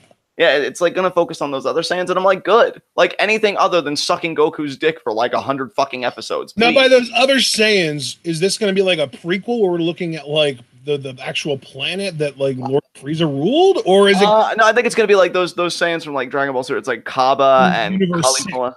The Universe 6. Yeah. And it's like, good. Let somebody else have center stage for once. Like, what the worst freaking problem is, and why I was so grateful for Zamasu and Goku Black? Goku marks are the worst marks. They never let anybody have anything. It's like, oh, but my Goku didn't do anything because he did other things for like the past 5 seasons. Let someone else main event. God damn. So no, I don't want to rant about the heroes failing, because you know what? It's about time that they failed. They were never permitted to fail any other time in the entire DBZ universe, because these fucking fans couldn't just let go a little and appreciate evolution and nuance. Fuck me. Go. So I just don't even know. I just don't know. What are you going to do? Go to a convention and be like, Sean Shim, I don't like that your character didn't get enough airtime. And apparently because James told me that the actual voice actor is a fucking dickweed. Oh yeah, I didn't appreciate it either. I totally think Goku should have gotten the final kill. According to who? According to who? Like, how many episodes have you actually written, bitch? All right? Like, I'm just sitting here and I wanted to appreciate Gohan and maybe Vegeta doing something once in a while, but God knows we can't ask for Vegeta to do anything. So, no, you know what? I'm glad Goku Black killed Goku's family. I said it. Let me say it again. I'm glad he killed his family because you know what? Goku deserved to lose everything he ever fucking cared about. And you know what? As far as, like, Zen-chan, you know, coming in and solving everything. Good. You're a god. Flaunt that dick, baby. Flaunt that dick. I would be ruining universes with a blink of a freaking eye if they even looked at me wrong. I would come to those heroes and I would just shake my hand and be like, you're pathetic. And then I'd wipe them off the face of the earth. And you know what? It would be good to know that it was me that did it and not Goku for once. Fuck him and fuck his dead family. Why are you taking fake drags from a cigarette? I'm trying to quit, okay? But they keep talking about these freaking, like, Goku OP-ness and, like, just fuck him. Fuck him and his fan base. Do you like Goku's OP-ness? No, because I'm already addicted to something else. Tyler Bates' thighs. But that doesn't leave this room. So we can move on to our next question. Have you ever gotten a good look at Tyler Bates' OP-ness? No. But I'm working up to it. I've got to separate him and Liv Morgan first, though. It's going to take some time. I'm pretty sure they're not together anymore. Yes. So, yeah, that next question. What do we got? I mean, I'll take Liv. I mean, that's fine. All right. Next up, we've got 4 questions from Dominique Adams. First up for both of us. With WWE making more money than ever before, is it possible Vince McMahon would be insane enough to ever make Raw a 4-hour show? No, I don't think so. Because I think they know that, like, nobody would tolerate that crap on top of co-branded pay-per-views with big 4 pay-per-views also being that long. Like, I think they're already at a point of oversaturation. But I think even that, I think if you did 4 hours, honestly, you'd get more problems internally in the company rather than externally. That's why I'm saying no. It's not how any of us would react. Vince could give 2 shits about that. But I think you'd get a lot of company backlash with a lot of workers being like, either our pay needs to be adjusted for this shit and the writers and everybody else. No, be way too much of a backlash. Never going to happen. I think it's more likely that SmackDown goes to 3 hours than Raw to 4. I would agree with that. As much as I hate it, I would agree with that. Yeah, I could definitely see that happening way before Raw getting another hour. Yeah. All right. Next question from Dominique Adams is just for me, and it's for the sake of John's life hanging in the balance. Would you root for Kushida for 1 whole month? That's really easy. Of course I would. Like, I mean, come on. Kushida sucks, but my rooting for him wouldn't actually make him successful. He's still a scrub. I guess that's fair logic. I was kind of, flipping the coin, being like, I wonder if he'll say no, and I was really intent to see what would happen. But I appreciate it. I appreciate you keeping my life intact so I can turn heel another day. All right. Third question from Dominique Adams. How would Velveteen Dream fare in Lucha Underground? Let me just step in here before you go praising the hell out of him and say, I don't think he'd do as well as you guys think he would, because Lucha Underground, the quality of in-ring performance and the quality of work rate is at a much higher level than it is in WWE as a whole, and even in NXT, where it's a little higher than it is on the main roster. And I think Dream kind of get exposed as an in-ring worker in Lucha Underground. You know what? I think that's a fair criticism. I think if I was being realistic about Dream's gimmick and everything, I would honestly put him in the trios division with Exolicious and another Exotico, and they would just be trios champions. And maybe like he would have a dominant run in the trios division, maybe even be a Gift of the Gods holder. But I don't ever really see Dream as like a Lucha Underground champion type because of the problems that you mentioned. But I could see him like with his gimmick, team up with 2 Exoticos, they just kind of fit your overall aesthetic. Maybe have a great time in the trios division. Again, maybe have a flirtation with the Gift of the Gods title, but that's essentially it. So yeah, I would agree with your criticism there. All right, fourth and final question from Dominique Adams, just for you, John. Would you sacrifice each member of the hashtag Scum Squad if it meant saving the relationship of Johnny and Taya? This is yes. A question, yeah. Yeah, absolutely. None of those lives matter. That relationship has to be kept intact for sure. Next question. That wasn't even meant to be for Johnny Scumbag. Like, I mean, I just feel like, you know, the Johnny Scumbag has the really deep relation with Johnny Mundo, and like it's just hard not to have that brought out. So, you know, I stand by it. I believe you. All right, up next, 4 questions from Iconic Player 1. First up, which Infinity Stone would you use and why? I don't even know what the Infinity Stones are. Isn't there one for like the mind where like you could like read minds and shit, or no? Yeah, there are the 6 Infinity Stones. It's power, space, time, soul, mind, and I'm forgetting one. Shit, which one am I forgetting? Power. Which one was that? I think that was the Space Stone. And then that was or which reality. Forgetting reality. That's what it was. Power, space, reality, mind, soul, time.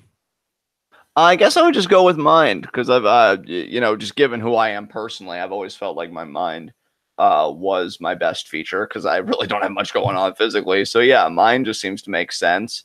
And what exactly is the powers of the mind Infinity Stone? Again, was reading minds actually accurate, or was I just pulling stuff out my ass?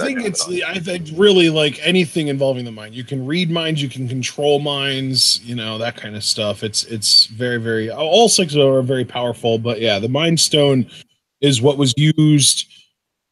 I believe it was what was used to mind control the guys, you know, that was used in Loki's scepter to mind control people in the first Avengers movie. Yeah, okay. And it was also then, because it was in Loki's scepter, it was then used to create Vision in the first place. So by using the Mind Stone, you're also killing Vision, which I'm sure you're perfectly fine with.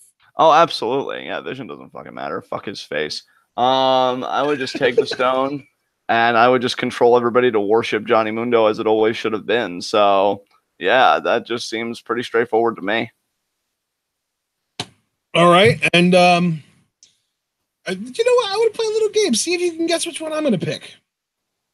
Honestly, when you were going through them, I was torn between you picking either the Reality Stone or the Time Stone, and I think I'll fall on you picking the Time Stone. And you would be correct, my friend. Ding, ding, ding, ding. Oh, wow, shit. I'm an open book, aren't I? Yeah, you already know, man. Yeah, I would definitely want to use the Time Stone, and not even just like to go back and relive my life with my current knowledge, which I think is a dream everybody has to some degree, but really just like just to fix stuff, you know, like not even just stuff for me in my life, just to fix stuff in the world, like go back and stop the US from disrupting the Middle East and shit like that. Like going back and just fixing stuff, you know, maybe kill Hitler in the womb or some shit. Yeah, there you go. Or better yet, maybe go back and adopt Hitler and raise him lovingly and teach him the difference between right and wrong so he doesn't do that shit. I feel like anything involving Hitler, when time travel tourism becomes a thing, like everybody's going to do something with Hitler. Either kill him in the womb or like raise him in an alternative timeline. Like if time travel tourism ever becomes a thing, like that portion of it's going to make some fucking bank. Because I just feel like that's almost become like a meme at this point. Yeah, but that's never going to be a thing, so I'm not worried about it. You never know. But next question. DBK said, kill Natalia. Yes. I'm pretty sure you could do that with literally any one of the stones. So that's an interesting take. Anyway, second question from Iconic Player 1. If you had no other option, would you resort to cannibalism? Yes. You? Now, when you say no other option, how do we set this scenario up where I have no other option? Because if it's like, if I'm stranded on a beach, I've got options. If I'm like stuck in a boat, I've got options. Because even though I'm in a boat and, you know, I could still, there are still like, you know, there's still shit swimming around me. If I'm like in a cage with somebody, I wouldn't, unless like they tried to kill me first and I was forced to kill them because it was kill or be killed, then I would probably. So it depends on the scenario. But if it was like resort to cannibalism, eat another human being as long as they're already dead, or die, I would, yes. But if there were other options available, that would be my absolute last resort. Well, there you go. Next question. All right, third question. Just for me. This one's actually just for me. Your top 5 wrestlers are now Pokemon trainers. Who are their starter Pokemon? So you know what? We don't have any new 5 Fave 5s yet, and we won't for another like 2 months. So I'm gonna go back and look at my previous 5 Fave 5s and use the top 5 in my universal top 10 as my 5 trainers here. So let's see. Andrade, Cien Almas, Hiromu Takahashi, Tetsuya Naito, Daniel Bryan, and Adam Cole, baby. Nice. Let me pull up my 5v5 list. We're pretty much answering like that they're Pokemon trainers and what Pokemon would they train? I mean, to be fair, this question was only for me, so you don't have to answer it. If you okay. Oh, that's a relief. Then yeah, you go. You have this. Yeah. So they're trainers, and all I have to do is name who their starter is. So I'm going to start at 5. Adam Cole Bebe gets Arceus because he is literally God. All right. Daniel Bryan would get a Chimchar because Chimchar's whole like gimmick is the heart. Like it's got the blaze ability. So when it gets low on health, its fire type moves power up, and it's got lots of heart. And it, even in the anime, they do an amazing job of portraying Ash's Chimchar and then Monferno and Infernape as like these really like gutsy fighters. And so that's really, and plus they're half fighting type, so they do kicks and shit. So it fits perfectly with Bryan. With Naito, I would probably go with a Krogunk, just because they're chill as hell and it like fits Naito's personality. Plus they have like little deceptive things that they can do, like the poison jab into the gut just to, get someone on their ass and that kind of thing. So I feel like, yeah, Krogunk would be a good option for Tetsuya Naito. Hiromu Takahashi. Let's see. That's a tougher one. That's a tougher one. Do you have any recommendations, John? Any Pokemon that you would say for Hiromu? For Hiromu, yeah, that is a tough one, man. I almost want to say like Sandile, just because like I want to. I just kind of want to see Hiromu walking around with the crocodile, because that would just be cool as hell with Hiromu walking around with with Daryl and a big ass crocodile looking like he's got shades on walking next to him. I think that'd be cool as hell. So just for the aesthetic, I'll give Hiromu a Sandile. And then for Andrade, I mean, I got to go with my number 1 favorite starter of all time, because Andrade was my number 1 favorite wrestler at the time, Mudkip. There you go. Yeah, so Andrade is my boy. I gotta hook him up. So that's my option there. So there you go. There are my top 5. All right, and I don't really know where Paul's going, but he said that he would give Bryan a Snorlax because bear. But like, there are bear Pokemon. You could give him a Teddy Ursa, and he'd be good.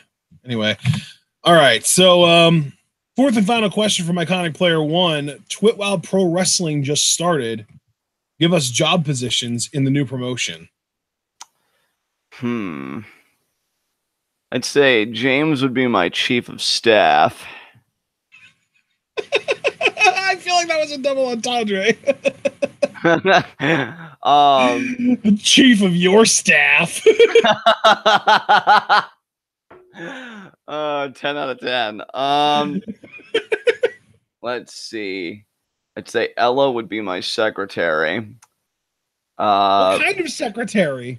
I don't know, just a secretary of the old GMs used to have. I don't really think they ever did anything besides interact with the talent occasionally. You're just gonna let Ella just sit around in an office and take calls for you and write notes and shit? That's lame.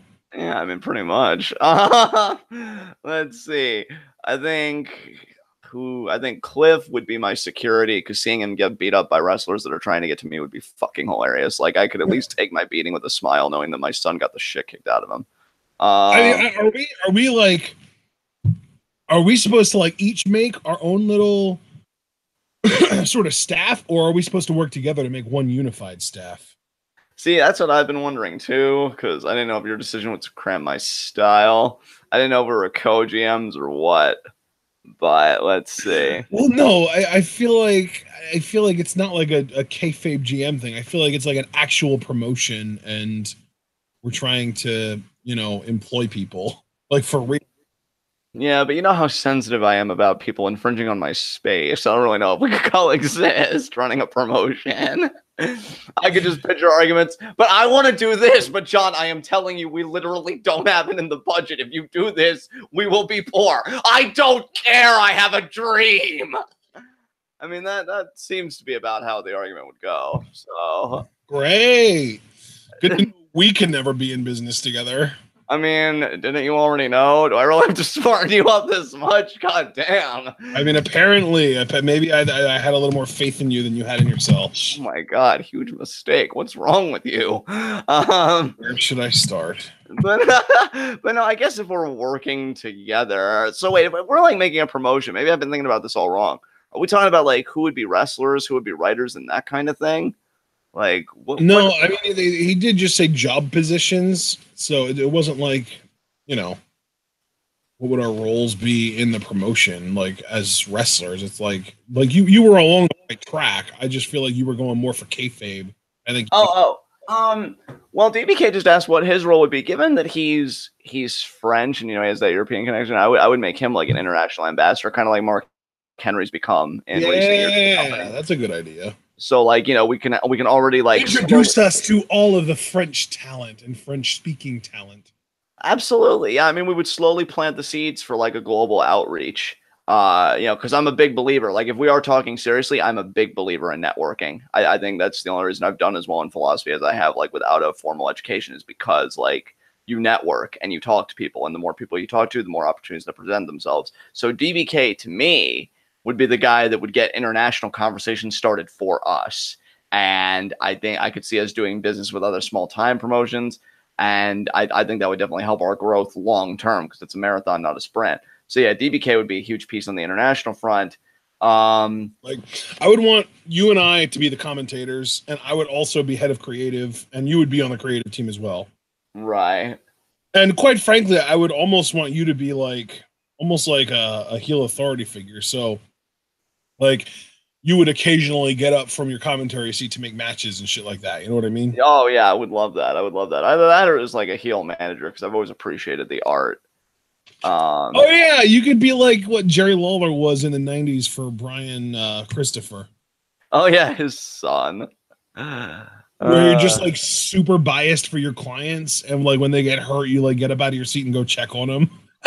Yeah. Oh, that would be amazing.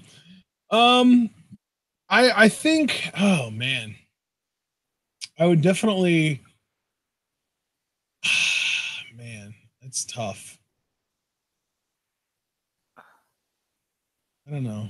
I guess we need like referees and stuff. I just don't want to make Cliff a referee. Like anything that puts him in the proximity of abuse, I think is good for Cliff, because it definitely builds character. Oh my God. I mean, James. I'll tell you what too. Given James' ambitions and what he's going to college for, like he's going to college for like history and like English teaching, and he wants to travel abroad. So I think along with DBK, like that'd be another one. That'd be my 2-man team right there for the international stuff. Would be DBK and James, because James would be English people, and then that would broaden like our relationships there. Iconic player one, yes, you can be a writer, but we can't have you be head writer because we don't want fucking yaoi in our wrestling promotion. Come on. I mean, personally, I'm kind of uncomfortable with somebody that's like, either give me what I want or I will ruin the same thing that I'm trying to be a part of in the first place.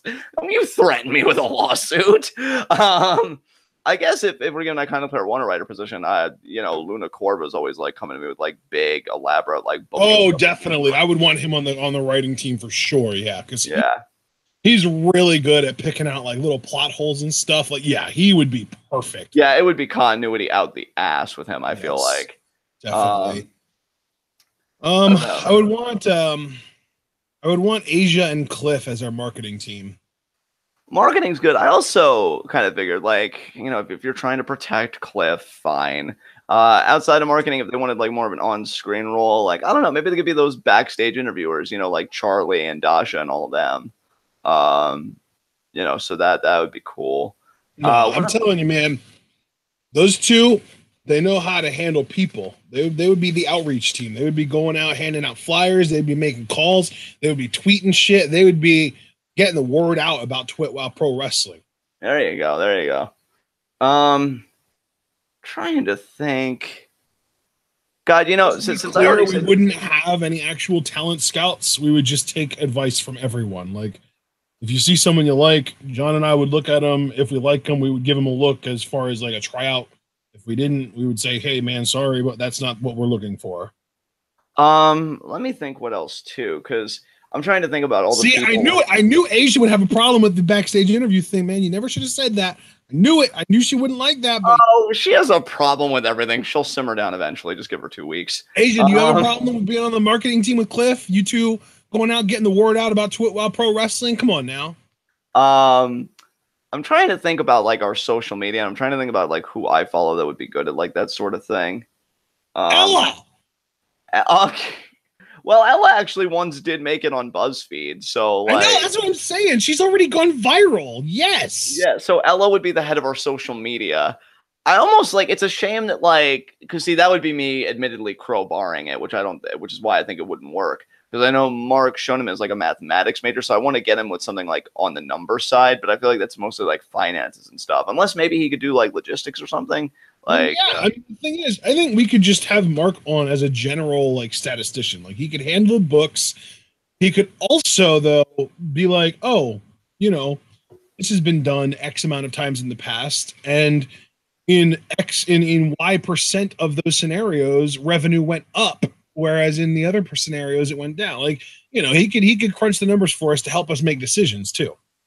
Hypothesis has really been kind of fishing for like what his role would be, and he did say he's a communications major, so him being a ring announcer would be fine with me. There you go. Yeah, that would be good. Ring announcer. Get him front and center on the action. So that's your role. And the thing is, he wouldn't just be like just a ring announcer. He would be the hypothesis, right? Like he would be like sitting on the outside smoking a doobie while the guys are in the ring wrestling, and then when they get done, it would take him a few seconds, and he would cough in the winner of the match, and then he would act like he would actually have a character. It would be entertaining. Yeah, there you go. Are we like missing any like roles here that would be legitimate in running a company? You know, I don't know if I have a word for it, but I want Brandon Best in every Hot Topic selling our flyers. Not even selling, just giving away our flyers, getting people to know about us. Yeah, there you go. There you go. Yeah, I think that he just goes to a different Hot Topic every day in the surrounding cities and hands out flyers and get the word out. Sounds good to me, man. I can't really think of anything else, so I'm good to move on to the next question unless you can think of anything else. All right. Oh, let's see. Do you know where Super Blue's from? I want to say, is Super Blue from Spain? I don't know. Maybe it says so on his Twitter. Let me look that up real quick. I know Super Blue is another international listener, so I would want him out there getting the word out as well. That's the thing. Like most of the work that we would need done is like advertising, because that's the shit that John and I aren't best at, you know? Right. Let's see. Yeah, like, if we were good at advertising, we would have more than like 1,500 subscribers right now. Oh yeah, hey Jackie, I'm trying to think. Yeah, it doesn't say. See, Jackie would have a specific position where she would be like our advisor. She would be an advisor where if we have any questions for her about women's wrestling, we know we can go to her. Yeah, I was gonna say, like, because I know this guy was a scumbag, which is why I don't like using this parallel, but I'm using it strictly in the sense of like that was his literal role. Because I know Mark Carano used to be like the agent for the women. That's how I would want Jackie to be, like the agent for the women's division and like handling all the angles and stuff, because she would have her finger on the pulse. So yeah, that would seem good to me. And yeah, I really can't think of anything else. So again, like unless you can think of anything, we can move on.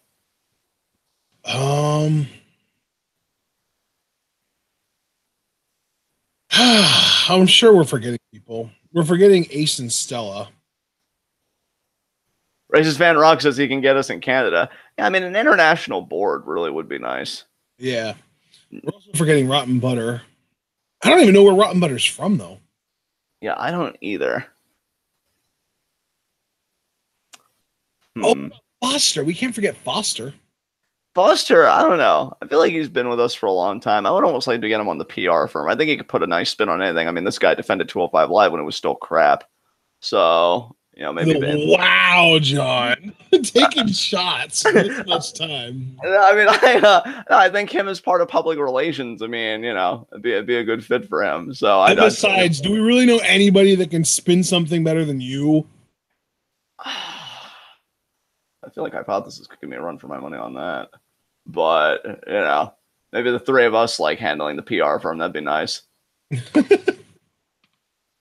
But you said Ace and Stella, though. Yeah, brother and sister. I mean, maybe they would just be like actual talent. They'd actually get in the ring as like the first ever brother and sister tag team champions. Yeah, intergender tag champions. Yeah, that sounds good. See, but they would just be the world tag titles because our promotion would be intergender. Yeah, that's true. That is very true. Yeah. All right. I think we're gonna move on here before people start getting angry. We do have 3 questions from PW Gregory. First up, who is your favorite and least favorite Game of Thrones character? And John, I know who you're gonna say. Before you do, I want to specify. We'll name 2 of each, 1 living, 1 dead. Arya living, Stannis dead for favorite. Wait, you liked Stannis more than you liked Littlefinger? Yes. Again, anybody that can be convinced to burn their own daughter is somebody I deeply respect. I thought you appreciated intelligence. He was dumb as shit. I mean, true, but we all have our guilty crushes every now and again. Oh my God. Least favorite character, living and dead. Well, living, definitely Cersei. Oh, God, when she dies, it's going to be delicious. If she dies, I'm really starting to question it. And dead, Joffrey. So, what about you? All right. Living, Jon Snow. For favorite, obviously. Living, Jon Snow. Dead, Littlefinger. Or no, this is for Littlefinger is my least favorite dead character. Least favorite living character. I would agree with you with Cersei. She's just the fucking worst. She is irredeemable at this point. And then for dead, favorite character would probably be Oberyn Martell. And then least favorite would definitely be Littlefinger. Because fuck Littlefinger. Right. Did you not hear what I said? You said fuck Littlefinger, right? Mm-hmm.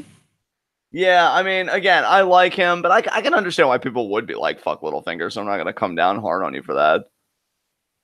He's literally the reason all of the bad shit that's happened throughout the show has happened. Yeah. Yeah, I can't deny that. You poisoned Jon Arryn. You framed the Lannisters for it. You sent Ned Stark to King's Landing to try and get answers and shit. And then you helped to get him killed. Like, fuck Littlefinger. And yeah, obviously fuck Cersei too, because like Joffrey was the biggest heel the show's ever seen. But guess who raised the little shit? Oh, right. Yeah, Cersei's the worst. So anyway, let's move on. Second question from Paul. What is your favorite and least favorite Game of Thrones episode? This time we don't have to worry about living and dead, so we can just get right into it. We'll kind of bounce back and forth for this. We'll go least favorite first. As far as least favorite Game of Thrones episode, honestly, I want to say the episode where they're stuck on the ice lake when Viserion shows up and gets speared and then revived. Like, yeah, that made for like an epic what the fuck moment, but it was so like contrived. I felt like they had so many opportunities to escape before the Army of the Dead showed up. They sent Gendry back to the wall when they could have all just gone with him. Like, I feel like there were a lot of really dumb decisions made in that episode that had it still been following the books, I feel like the way that George R. Martin writes, he really does go out of his way to make sure that characters are making the best decisions in their own best interest at any given time. And the TV show has just completely strayed off that path.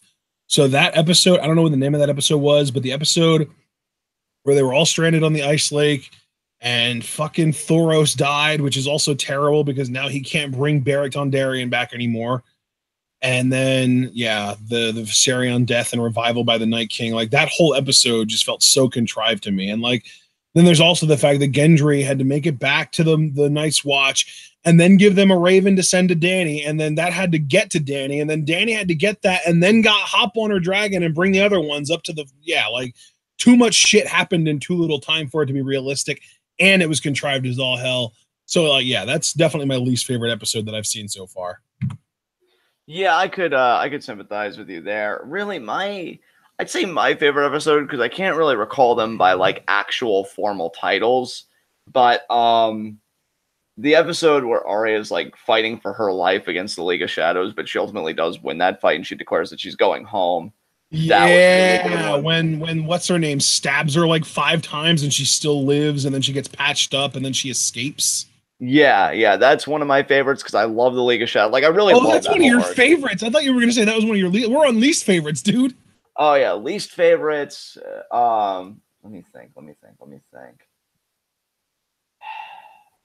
Because really, I don't think I've ever seen an episode of Game of Thrones that I thought was like bad. I can see what you mean about like contrived with what you were talking about. So I may just co-sign onto that, but I'm trying to think of like a more original answer, something that I'm just like, what was that?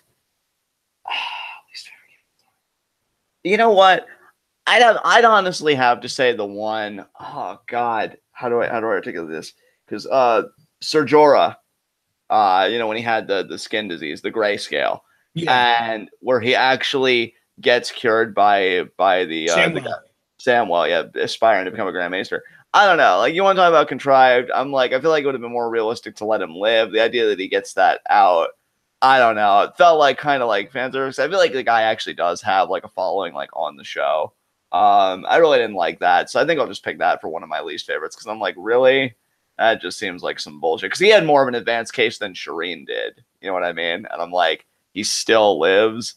That just kind of, to me, diminishes the impact of even getting grayscale in the first place. So I'd go with that one. Yeah, definitely. And then as far as favorite episode goes, I mean, definitely the Battle at Hardhome. The Battle at Hardhome to me is like a fucking masterpiece of Game of Thrones, where, there's the politics with Jon Snow having to kind of explain to his men, like, listen, we need to go get the wildlings. We need to bring them. We need to let them, pass through the wall. We need to, give them this land that we haven't used in however long, all that stuff. Plus it has this like super like horrifying sense once that cold sets in Hardhome and they're there and that like cold front sets in, and I'm like, holy shit, is an avalanche about to hit? And then no, it's way fucking worse than an avalanche. It's the dead, and they show up and half the people are still beyond the gate, but they have to close the gate to save the rest of the people that haven't gone past the gate. And like the dead are just scratching and clawing. And then like the vision of the Night King with his White Walkers up on that cliff. And then once they feel content having defeated all the whites down on the ground, a whole new army of whites just run off the cliff and land in that big ass pile at the bottom.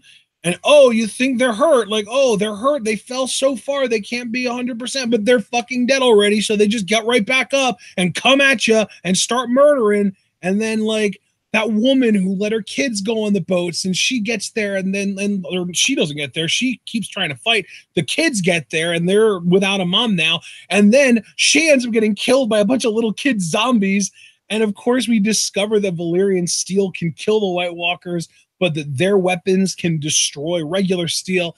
And God, everything, that whole episode to me was absolutely amazing. That was hands down my favorite episode ever. Yeah, I have to agree. The Game of Thrones really had some stellar episodes. I already mentioned the one with Arya, escaping the League of Assassins, because that was my whole favorite arc. Joffrey's death, another great one. The purple wedding. Yeah. Tyrion's speech before the court, when he was on trial, that was a great fucking one, that whole episode. So yeah, those will be. I've been on trial my entire life for being a dwarf. Yeah, that's actually spot on. I'll give you a 9 out of 10 for that. Yeah, I think those are the episodes I'm going to submit, and we can move on to our next question. Yeah, I'll also add, like the Battle of the Bastards with Jon beating the shit out of Ramsay Bolton and then leaving him to die by his own hounds. That was awesome too. Oh yeah, speaking of Ramsay Bolton, favorite for me. I mean, any episode that had a Theon Greyjoy torture scene, just so good. So yeah, just all those as well. Don't get me wrong, Theon did some fucked up shit, but like you can sympathize with that character because of what he went through prior to doing the fucked up shit. Ramsay Bolton is just a sack of garbage. I fucking hate that dude. Just seeing a human life mentally and emotionally broken so decisively like Theon was, I mean, you're not going to get anything more delicious than that. Just quality television. God, you're sick. All right, let's move on. Third question from Paul. Third and final question from Paul. Which major character do you think will die next? I'm going to go right ahead and say Sansa Stark. Nice prediction. Nice prediction. I'm going to say Jaime Lannister. Oh, no. He's totally going to die, but he can't die before he kills Cersei. Come on. Well, see, I think that's precisely the problem, dude. I think Cersei's going to, like, grow suspicious of that, like, possibility, and she's going to get him first. You don't think that she's too blinded by the thought that it's going to be Tyrion that's supposed to kill her and that she's not even going to think that Jaime's a possibility? I think she's so far gone that she considers everybody a possibility, which would encompass Jaime in the first place. Oh, wow. Yeah, I mean, I guess. To be clear, the reason I think Sansa dies next is because I think she's going to die saving Arya from death. I think Arya is going to be in danger of dying, and Sansa is going to sacrifice herself to save Arya. And you want to know why? Why is that? Because of the fucking direwolves. Lady died in place of Nymeria, so now Sansa has to die in place of Arya. Yeah, we had that big discussion about that on Facebook. You really should have turned that into a Twitter thread. I feel like that would have gotten a lot of unique eyebrow raises and like oohs, kind of reactions. So yeah, next set of questions. Next set of questions is from Thomas Oliver. First up, we do have 4 here. First up, can you see Cassius Ohno winning any titles in WWE/NXT, or should he just go back to the Indies? I don't agree with either one of those options. I don't think he's ever going to win a title in NXT or the WWE. Maybe the North American title if he's lucky and he sticks around long enough to get that, like, thanks for sticking around, Cassius nod. But really, I feel like he'll eventually probably get called up and just end up being like another fucking Sheamus or something, where he's just like toiling on the mid card with nothing to do.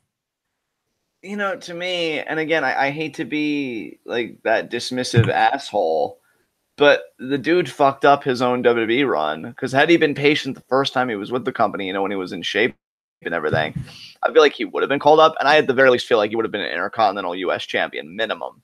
And maybe he could have gone higher, but then he comes back with an aesthetic that WWE does not care for, out of shape and stuff. Very tired routine and stuff like that.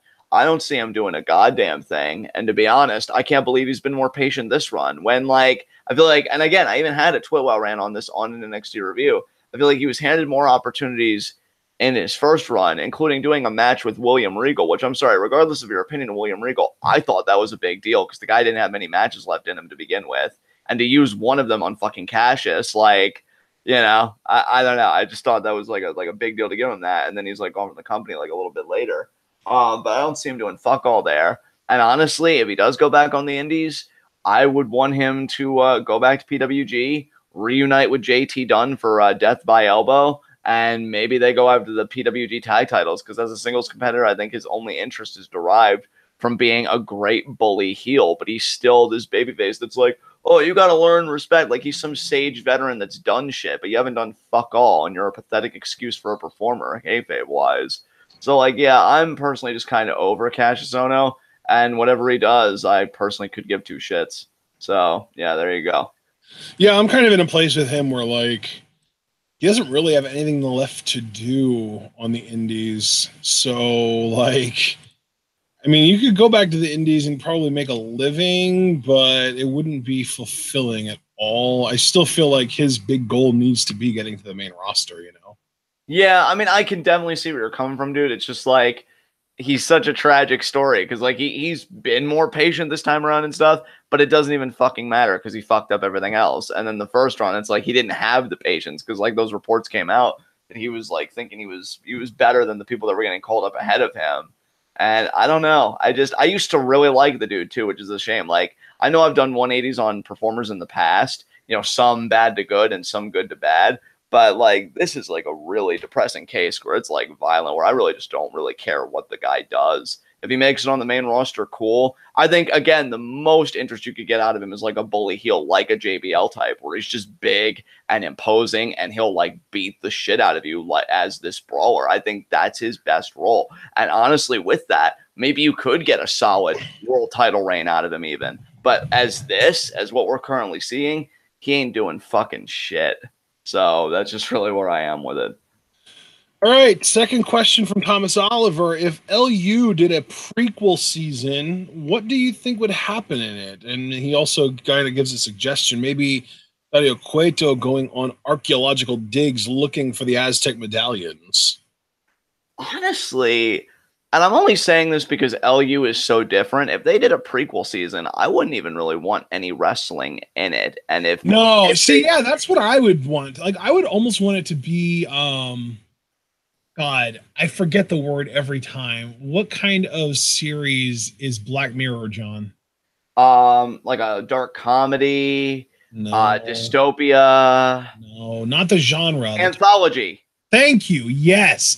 I would want it to be like an anthology series. I wouldn't want it to be like, let's follow this one character as he lives his life and goes through these travels. I would want to be like looking in on the different characters' lives before they went to the temple. And I would want, even if they only did one season and it was just like maybe 10 episodes, like what Game of Thrones does, and each episode we could get in touch with like 4 different characters and see what they were doing at that time. You know what I mean? And then like in the last episode, we get to see them all like meeting up in the temple, you know? That would be really cool. And see, for me, for a prequel series, I would go even further, and I would go to the thing that really informs all of these events now. I would want to do a limited series, maybe 7 episodes because of 7 tribes, and look at each tribe intimately and their interconnected relationships with other tribes that led. That would be cool too, for sure. Yeah, like there's so much you could do with that. Maybe it wouldn't even be smart to limit it to one season. Maybe you could just do like different concepts for each season. Like maybe in the first season you would go back to the ancient Aztec times and show the founders of each of the 7 tribes before they even founded the tribes, show their lives leading up to them founding the tribes. And then and then in season 2 you could show the different tribes and just kind of going about their daily life. And maybe like the big grand finale in season 2 is, holy shit, the gods have reawakened, we need to reunite. Yeah, and I could definitely. Season 3 is just the war of the tribes versus the gods. Maybe they could even do like a splitting a season into 2 seasons, where by the end of season 3, it looks like the gods have won. It's just destruction and chaos everywhere. But then in season 4, the tribes get some kind of, I don't know if you want to call it a Deus Ex Machina, but some kind of way that they can figure out. Maybe they get like a gauntlet or something like that, and maybe they rather than trying to defeat the gods, they focus on containing the gods, and that's where we get the gauntlet, and that's where we get the key and that kind of shit. And so then by the end of season 4, it's more peaceful. And then like if you could even get to that long, you could even like figure out like, oh, if this is going to be our last season, okay, then we're going to take a break from showing the ancient stuff. We're going to cut to more recent times, and that's when we're going to do the anthology of showing Mil Muertes being saved by Katrina from the rubble, and Phoenix and Drago and all that stuff. I think there's a lot that can be done with it, and it'd be really interesting. And yeah, I like your idea of going back to the tribes more. Yeah, for sure. All right, next question. Next question from Thomas Oliver. Who do you want to win G1 this year? Oh, who do I want to win? Ishii, but that's not gonna happen. Ishii or Suzuki for me. If here's my thing: if Kenny Omega is guaranteed to stay champion and he's going to be champion at Wrestle Kingdom, my actual pick would probably be Ibushi, because I want Omega and Ibushi to just fucking murder each other at Wrestle Kingdom 12 or 13. It would be. Yeah. But if we're just talking about who in general we want to win G1, Naito. If we're talking about who we want to win G1 because it would fit a prediction and it would make me happy for being right, Okada, because I'm picking Okada to win G1. So, yeah, that's right. You are. Yeah, G1's only a few weeks away. Holy shit. I know, dude. I know. It starts in like 2 weeks. It's crazy. All right. Anyway, next up, fourth and final question from Thomas Oliver. What do you want the card to be for All In? Oh, the card. You want me to pull up the the listing of like who's in it? Sure.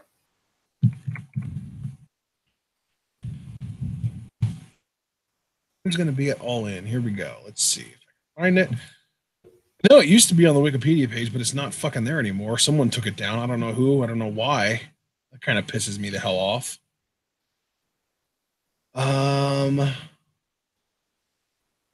Chicago Tribune. They don't have a list. God damn it. How is there not a list for who's going to be at All In? Are you kidding me right now? Yeah, with how big a deal it supposedly is, right? You think there'd be somebody keeping track of all the names confirmed for it.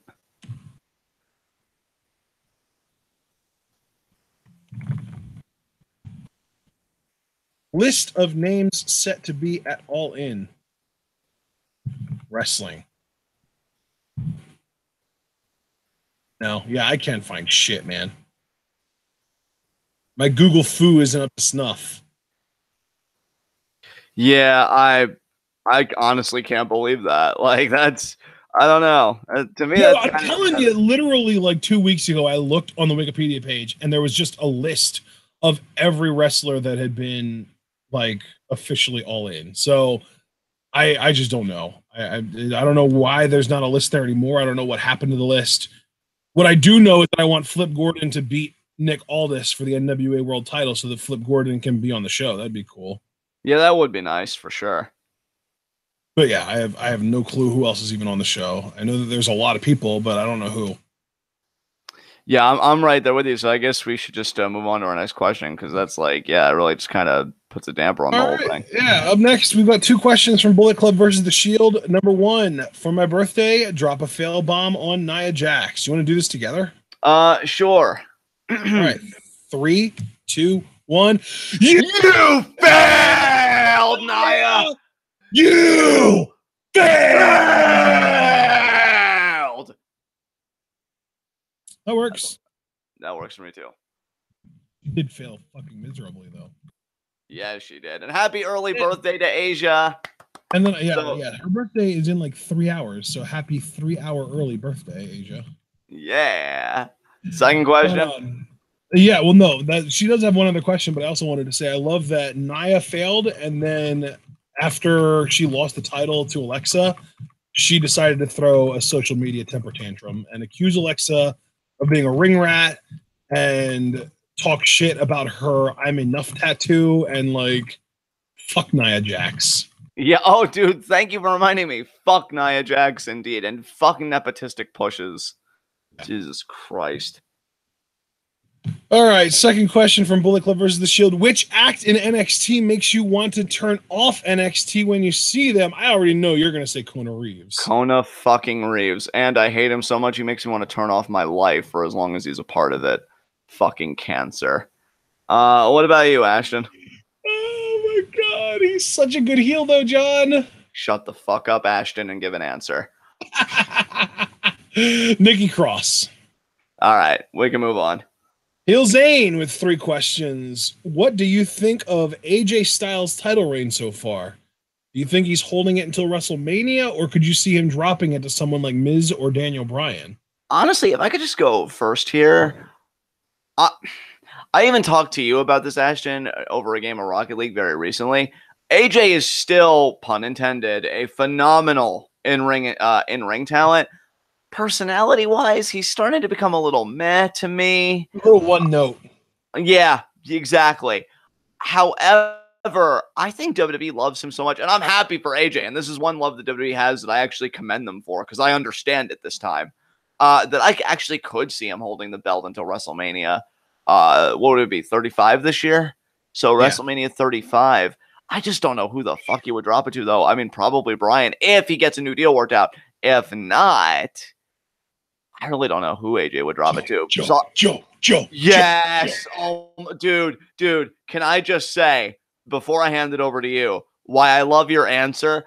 Joe's missed 2 WrestleManias. If on his first WrestleMania he won the fucking WWE title, dude, yes. Fuck winning. He would go into WrestleMania as champion. Oh. By the way, do you know what's kind of hilarious? What?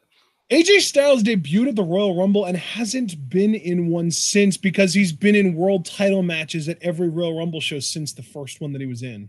I mean, that's what you do when you're the GOAT, I guess. Right? Like, good Lord. So what about you, man? About your prediction? First of all, how you feel about the reign, and second of all, like, about the length and stuff like that. How do you feel? I just love that AJ Styles went from debuting in the Royal Rumble to facing John Cena for the world title at the next Royal Rumble, to winning a 2-on-1 handicap match for his WWE championship at the next Royal Rumble. Like, good Lord, AJ, you are unstoppable. So, yeah, I think I'm going to predict Joe to take the title from AJ Styles as early as SummerSlam even. I could see it happen, man. Dude, I hope you're right, because again, nothing against AJ, but like, I have fucking supported Joe for years. Right, and my thing too is, like, they could put that title on Joe, and they could legitimately, if they the way that they do it could be kind of interesting, because they could put the title on Joe at SummerSlam or Night of Champions or whatever works out. Maybe they even do like a longer feud and they put it on him at Hell in a Cell and he beats AJ in one of those matches. But like, the thing is, though, the way that they're able to drag it out, and I almost feel like that might even have something to do with the way that they dragged out Styles Nakamura too. I think they might be dragging this stuff out because they really want to put Daniel Bryan back in the main event scene, but they're not willing to do it until he signs a new deal. You know what I mean? Right. Yeah, exactly. Dragging out the feuds, trying to make them last as long as possible, cycling through the heels so that when a heel finally beats AJ, they are either going to be able to build up a new face to take on that heel, or if Bryan signs his contract, he's going to be the next in line. You know what I mean? Right. So that's kind of what I expect to happen is if Bryan signs his new deal, if we get Daniel Bryan staying in WWE and he doesn't leave in September, I think it'll be Bryan versus Joe at WrestleMania. Or maybe Bryan will even win the title before Mania, and we'll get Bryan Miz at Mania. That's possible too.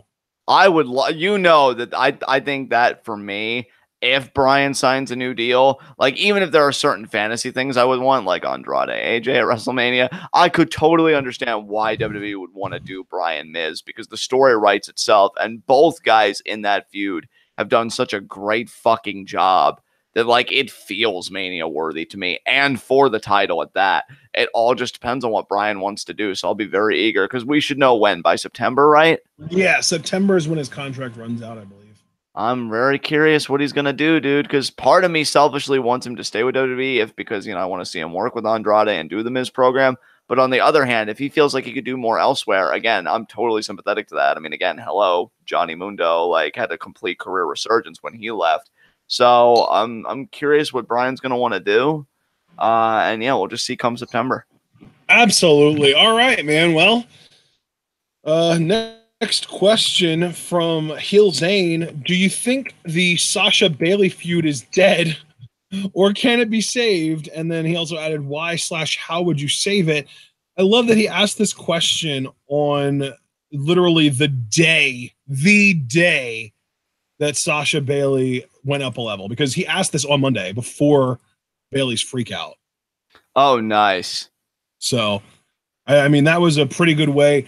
I am extremely worried that they are still going to manage to fuck it up, though, because the last time we had counseling, Daniel Bryan and Kane ended up being a team. They ended up liking each other and being a team and becoming tag champions as Team Hell No, which, granted, it worked for them. And that's cool and all, because Team Hell No, I mean, even now they're back together and it's this great thing. But Sasha and Bailey need to beat the shit out of each other, not team up. God damn it! Yeah, I don't want the counseling to work. To be quite honest, I don't even like that we're trying to go there because, like, wait, before I continue, why were you laughing? Just the way you. I really don't want the counseling to work. Oh, okay. No, like I don't want the counseling to work. And to be quite honest, from a narrative perspective, and like I'm sorry, but like, what the fuck business is it of Kurt Angle if these two can get along or not? Like, do you not remember Kurt? And you're on, well, of course you can't remember it for obvious reasons, but his whole rivalry with Benoit when Stephanie forced them to be a team and they still kill each other. Like, you know, Kurt, sometimes people are just competitive and they want to beat the shit out of each other. I love that Bailey was the people don't understand that because of that very reason. Yeah. I love that Bailey was the aggressive one, and I still say that her telling Sasha to her unconscious face that she ain't shit is my favorite WWE moment of 2018. Mainly because freaking Bailey said a swear. Like, holy shit. You know, and personally, like, if they want to get Dr. Shelby involved, great, but I would want him to actually take a beating. Like, I would want neither Sasha nor Bailey to really, like, heed his word just so they can get at each other, and he's just collateral damage. And then maybe he has a segment where he goes to Kurt's office and he's like, these two are beyond help, because we've seen, like, Shelby, like, get angry and stuff with Road Scours, like, if you remember that segment. So, like, we know that he can have a short fuse, too. And he could say, Kurt, in all my years working in the profession, I have never had to deal with that. They're beyond help. You want a prescription? Give them a ring and let them beat the crap out of each other. And he just leaves and Kurt just gives one of his meme-worthy expressions. You know, let it fail. Let it bomb. Let even Shelby be like, these two are hopeless. I think the only cure is to beat the crap out of each other and then just have them do it. And really, yeah, like I even said, like, you know how in that one episode of Rick and Morty, they were just like, oh my God, they're codependent. Yeah, well, you know, I love that. And then later on in the episode, they were talking about how, like, you two should not be married. This is an extremely unhealthy marriage. You two are not meant for each other. I want something like that. Like, I want Dr. Shelby or somebody to just be like, listen, Kane and Daniel Bryan were easy to get on the same page. You two are not meant to be friends. You two are not good for each other. Like, you know what I mean? Like, just go with that. Yes. No, dude, I completely agree with you. Like, no, this should be an irreconcilable thing. Absolutely. Like, fuck counseling. Yeah. I'm trying to take Bailey's fire away after she just found it, so. Yeah, that's kind of where I am, too. Then Heel Zane's third question, your favorite one-on-one TV matches on Raw and SmackDown Live in 2017 and /2018, men and women. I don't have an answer for that. I mean, the easy one for me is men's on Raw, the gauntlet match. Like, come on now. Yeah, oh yeah, gauntlet match easily on the Raw side. The but SmackDown I don't have side. An answer for anything else, I don't think. Honestly, the SmackDown side 2017, 2018, because this would count. Jinder Mahal versus AJ Styles in the UK, because AJ won the title. And I still say that Jinder's 2 matches with AJ were the best matches easily in his title reign, if not his whole career. So I'd say that. I guess Bryan versus Styles before Nakamura ruined it. Yeah, that's another great pick. And yeah, I really can't think of much else, honestly. Unfortunately, we haven't had any long Sasha Banks matches in that time, so naturally we're not going to have a good answer for women's. God, they better give Sasha Bailey time. I'll be fucking pissed. I'm telling you, man. They really, like, the WWE's idea of a great women's match is 6-woman tag. Yeah, that's, oh God. But yeah, those are the answers I'm giving. Unless you have any more answers to give, we can move on to our next question. And it also doesn't help that Alexa Bliss has been women's champion on Raw the entire time span that you're trying to get us to talk about. And she doesn't fucking wrestle on TV, at least not singles matches, if at all. And SmackDown isn't letting Andrade wrestle at all, so I can't really say anything about him at the moment. Yeah, and like even on SmackDown, as far as the women go, what females have had the most in ring time over the last year? Like Charlotte, Naomi, Carmella, like none of the women on SmackDown Live that get a lot of ring time are really good wrestlers. Like now we have Becky and Asuka's around, and I do think that the Iconics are good in the ring, but none of them get time in the ring on television. They might get like pay-per-view matches, but not on television. Right. It's fucked, man. It's fucked. It's interesting though to think about because SmackDown really does have a weaker portrayal of their women's division despite having the talent. But then on the Raw side, they just flat out don't have a tag division, period. Yeah, God, like Revival should be tearing it up right now, and they're fucking jokes. Like, to me, it's really fucking sad that the third most credible team on Monday Night Raw is Titus Worldwide. Yeah. Oh God, dude, the truth of that is visceral to my soul. Jesus. Right? Christ. That's what I'm saying, man. It's bad. All right. Up next, we got one and only one question from Cliff Amal. Is there any story in professional wrestling that you would or could use in a philosophy lecture or conference? And this is just for you, John. Absolutely. In fact, it's funny you mentioned that because you know, I do work in disability studies and philosophy of disability, though I am looking to kind of move away from that a little bit because I've got ideas that are separate from that. But I would use Zach Gowen's time in the company as just like, again, another very cliche like portrayal of disability in popular culture, like, oh, this inspiring figure overcoming odds and stuff like that, which really just accentuates the difference of disability rather than just an alternative way of being in the world, right? Like I was even thinking the other day when I recorded this question, like how cool would it be, you know, for us, like the disability community that are wrestling fans, if we had like a disabled wrestler that was like a Kurt Angle type, like a take no shit, really intense, I'm gonna, you know, take your fucking face off kind of competitor. And people focus more on the intensity rather than, oh, he uses a prosthesis to get to the ring or something like that. So yeah, I would talk about Zach Gowen's brief stint with the company and how it just really furthered very tired and you know, kind of worn out. I would even say to a degree harmful narratives about disability because it fetishizes, you know, it just kind of worships unhealthily and, you know, all that kind of stuff. Disability when we just want to be seen as people. We just want to be seen like in a wrestling context, right? As competitors and performers. So yeah, I'd probably use that in a conference I was talking about, like disability and broader popular culture, like cinema and stuff like that. Nice. That's awesome, man. All right. Well, up next, we got two questions from Ace the Skylord, both for both of us. First up, how would you describe Daniel Bryan's second WWE run so far? I'm going to describe it in one word: tentative. That's perfect.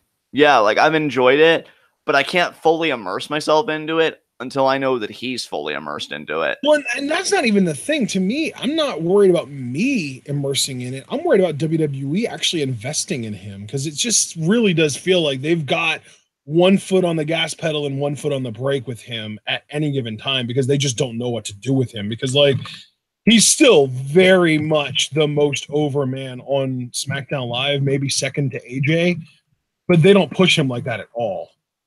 Right, which on the one hand, it's like they acknowledge it because they still know that he's going to get the biggest pop of the night, him or AJ, but they don't treat him as a credible main eventer. Right. Which on the one hand, if he doesn't resign, I get the reservations because you don't want to put that much in a talent that's not going to stick around. On the other hand, though, if he does resign, it could still work in their favor because there's always been more of that underdog character. So it's like that slow burn back to the top. So WWE is actually being very crafty in how they're presenting it because I think they win either way. Either he doesn't stay and it's okay because even though we're losing like one of our most over guys, we never invested that much on his return. And, you know, we're WWE, the machine's always going to keep moving. Like Punk said, you know, I'm just a cog in the wheel. But if he does stick around, then it's like, okay, we can go full throttle. He did like the mid-card stuff with Cass. He's done the tag team stuff with Kane. Now we can begin the slow ascent back to the main event. So yeah, again, it really all comes down to September, but I think the word you said at the beginning, tentative, is quite perfect. And I will readily co-sign on to that. All right. Second question from Ace. What are your predictions on the post SummerSlam NXT call ups? That I don't think there are going to be any, honestly. That's my prediction. I don't think there are going to be any post SummerSlam call ups. What about you, Ashton? You know, I'm trying to remember who even got called up in recent years on the post SummerSlam debuts. I just pulled up an article on Sportskeeda that was 5 surprising moments from Raw after SummerSlam 2017, and number 4 is literally no debuts. So that's a big thing that we didn't get any debuts on the post SummerSlam Raw last year. I was actually going to say Undisputed Era, but then I thought, like, no, you know what? I think the Undisputed Era should literally debut either at or on the Raw after Survivor Series, not SummerSlam. Okay, interesting. So for the Undisputed Era, I think all 3 of those guys are going to debut either at Survivor Series or on the post Survivor Series Raw. Okay, all right. Yeah, so it's not post SummerSlam in the sense that it's like the Raw after SummerSlam, but it's still post SummerSlam, as in like it happens after SummerSlam. So right. Yeah, that's my guess, and maybe Aleister Black gets called up before the end of the calendar year, but I still think he's going to be champion going into, whatever the takeover is before WrestleMania 35. Yeah, I could see Aleister being a post WrestleMania 35 call up at the earliest. That's where I've got him pegged as a call up too. I think that by the end of the week following WrestleMania 35, we are going to have the Undisputed Era, Aleister Black, and Lars Sullivan and Velveteen Dream all on the main roster. All right. Yeah. I'm actually, now the more I think about it, the more I have to wonder, like, are they going to call Shayna up for anything other than to like hang out with Ronda all the time? Like, I think it would be really cool if they called Shayna up and had her on SmackDown just to keep her and Ronda separate for a while. Yeah, and then maybe if you wanted to make a big moment out of it, you could have them be on opposing teams for the women's matches at Survivor Series. Yeah, just the stare down and then the tag out by Shayna because she's the heel. Yeah, there you go. There you go. And then maybe you do like an interpromotional match at Mania. I don't know if that would be the payoff or maybe she gets shaken up over to Raw so that Ronda and her and Marina and Jessamine versus, I mean, assuming they're all still around, Bayley, Becky, Sasha, and Charlotte. That's like the ultimate WrestleMania dream match, isn't it? Yeah, that is true. That is or even if not WrestleMania, Survivor Series, right? Right, yeah. That'd be even better. Yeah, we shall see. I mean, you would expect that to main event Survivor Series for sure. Oh, dude, definitely. There's no way it wouldn't, I don't think. All right. That's it for Ace the Skylord. Up next, we've got 4 questions from Mark Schoeneman and then 4 from Ella Says Stuff. And that will be it for this Q&A. Mark's up first with his first question for both of us. Are there any wrestlers who haven't written a book that you would like to write a book? AJ Styles writing a book would be interesting, only because I've never seen a guy have the success in like so many different promotions that he's had. Like, it's amazing. So AJ definitely. Of course, if Johnny Mundo wrote anything, I would do that. Kurt Angle, simply because he really thrived in the era that got me in pro wrestling. I would love to like read his thoughts. Plus, I know he struggled with addiction and stuff like that. So I think that would definitely be a more somber, riveting piece. So yeah, I'll just limit my answer to 3. So yeah, AJ Styles, Johnny Mundo, and Kurt Angle. And I guess just to throw a woman in there, damn, who would I go with there? Probably like a Becky or a Sasha when their careers are done, because Sasha's still got so many years left. Becky, how old is Becky again? Isn't she in her 30s? No, I think she's like 29. Maybe she is 30. I'm looking. 31. Yeah, and so I'll say Becky and Sasha, because they're like my 2, faves as far as women go. Well, I mean, of course, outside of like Ember and Kyrie and stuff, but yeah, those 2, I think they'd write pretty interesting books, so I'll go with them. So what about you, Ashton? I gotta tell you, I don't like her as a performer, but I would like for Charlotte to put out a book just because I want her feelings on the business and her kind of stuff to be more out in the public. You know what I mean? Right. Because I've always had the feeling that she only got into the business because of her brother Reed. Yeah. And like if she could put out a book where she was genuinely honest about that kind of subject, I think that that would be really good. But really more like thinking about like books that I would read, because I would not read a book by Charlotte Flair or a book about Charlotte Flair. But as far as books that like I would read, I think that a really good one that it's almost like a missed opportunity that he hasn't put one out yet is CM Punk. Like, how has he not put a book out yet? His fucking wife did. Yeah, honestly, dude, I think like for No, but Punk, like, I want bitter, angry, pissed off, fuck the wrestling business CM Punk to write a book so that in 20 years, when he can look back and be like, shit, maybe I shouldn't have written that, he can write another book with a more clear mind. You know what I mean? yeah, so oh, you're like you want to see like the personal growth of CM Punk from like this bitter guy to like his personal redemption within the business. That'd be Yeah. interesting. Yeah, I could dig that. Really though, the thing is like I wouldn't want a book from this person if she wasn't willing to really be honest, if she was going to like sugarcoat everything, because she's fucking infamous for sugarcoating literally everything because it's her job, because she's the head of the marketing team, Stephanie McMahon. Oh yeah. Yeah. Like if Any like Stephanie well, yeah. McMahon was willing to, even if she didn't want to pen the book herself, like even if she just wanted to ghostwrite a biography, not even an autobiography, just a biography that someone else writes that she just tells the stories to and stuff. I think that could be like New York Times bestseller to come out of the wrestling business right there. Oh, I completely agree with you. Yeah, any kind of tell-all book from a McMahon that was 100% like honest, Yeah.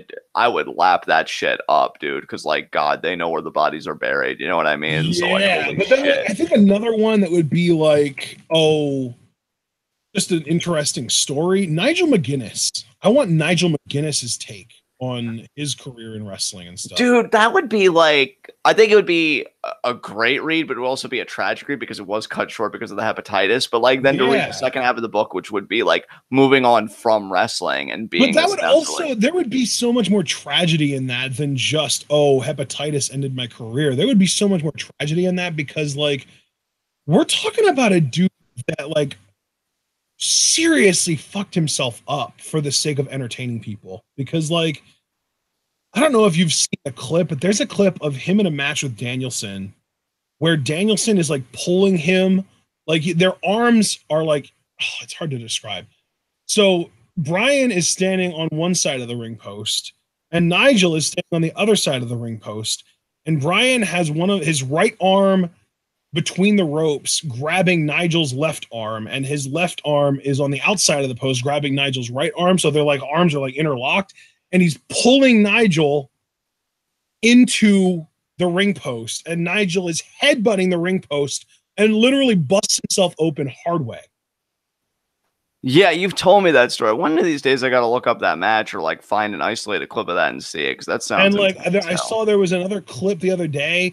Nigel did a suicide dive and literally fucking busted his dome open on the guardrail, hitting it so hard from the dive because he missed the guy, because the guy like threw him, like moved out of the way.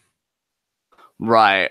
Like Nigel seriously fucked himself up wrestling, and there would be a lot more tragedy in that book than just fucking, oh, hepatitis, which is awful and everything, but that would not be the most tragic thing in that book, you know?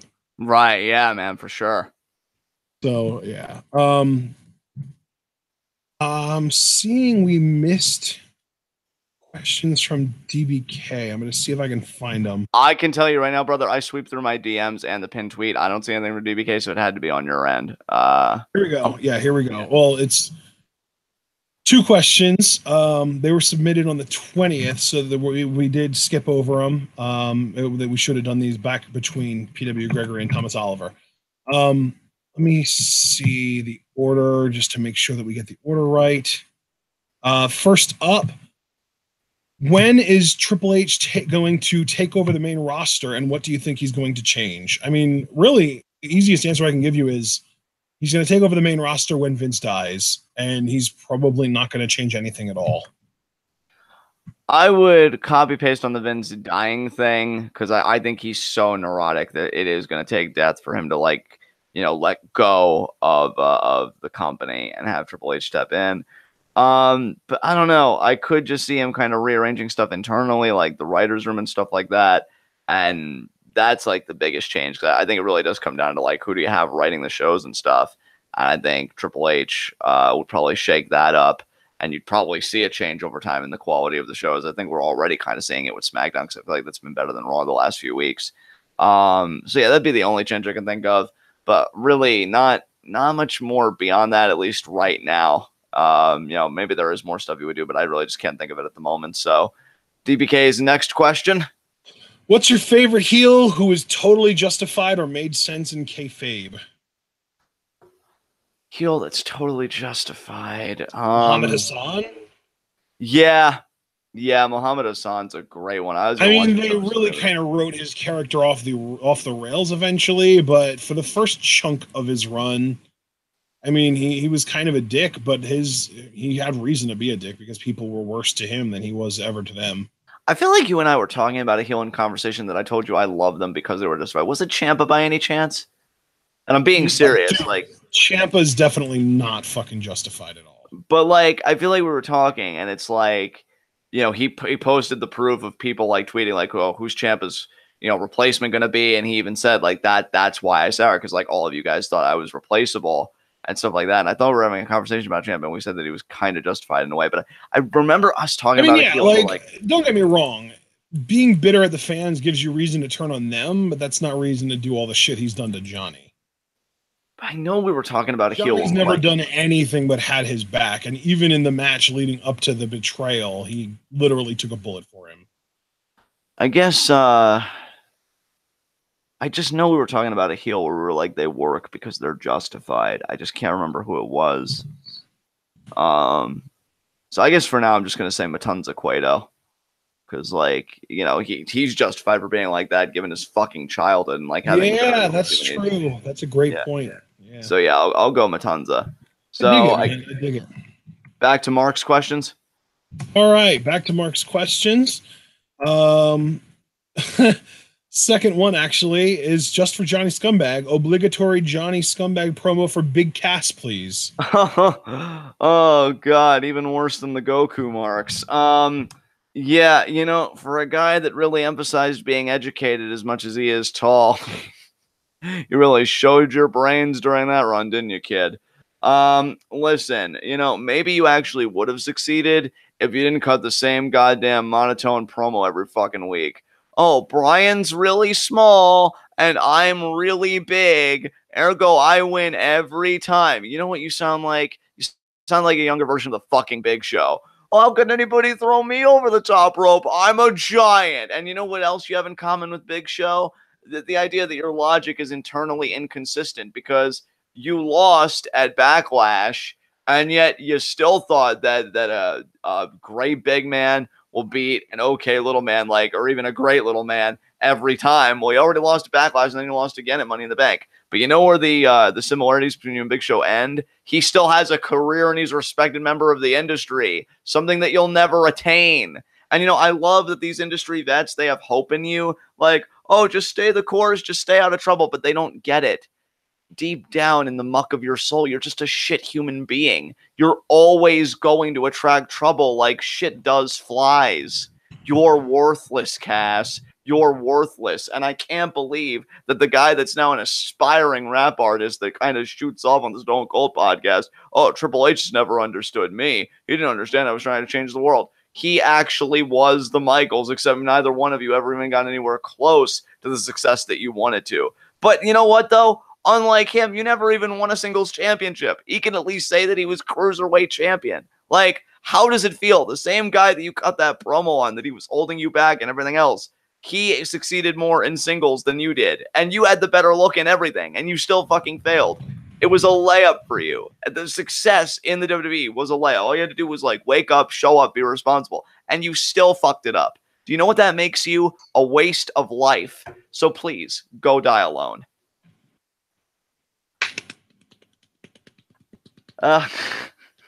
Next question from Mark.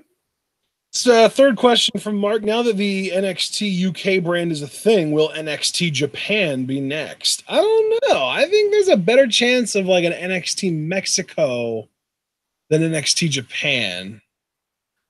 My answer to that, and it's not to be a cop-out, but I say give it time, and I think anything with NXT is possible, because Triple H clearly like has a vision. Like, he's done NXT UK before. Don't waste your fucking time with NXT Australia, because Vince doesn't push any of them, god damn it.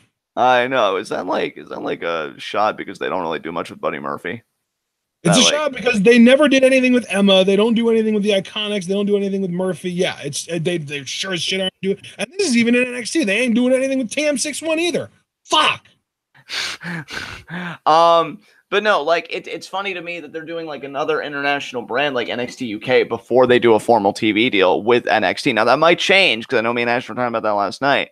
But like, yeah, I could totally see NXT Japan. Now, I will say though, I could see that maybe within the next 5 years. Like, that's not coming tomorrow. Like, that's going to take time. But I do if you think about it, dude, 5 years ago, NXT was like in its infancy. That was like pre-WWE Network. This was like, I think Big E Langston was the champion at that point. You know what I mean? Right, yeah.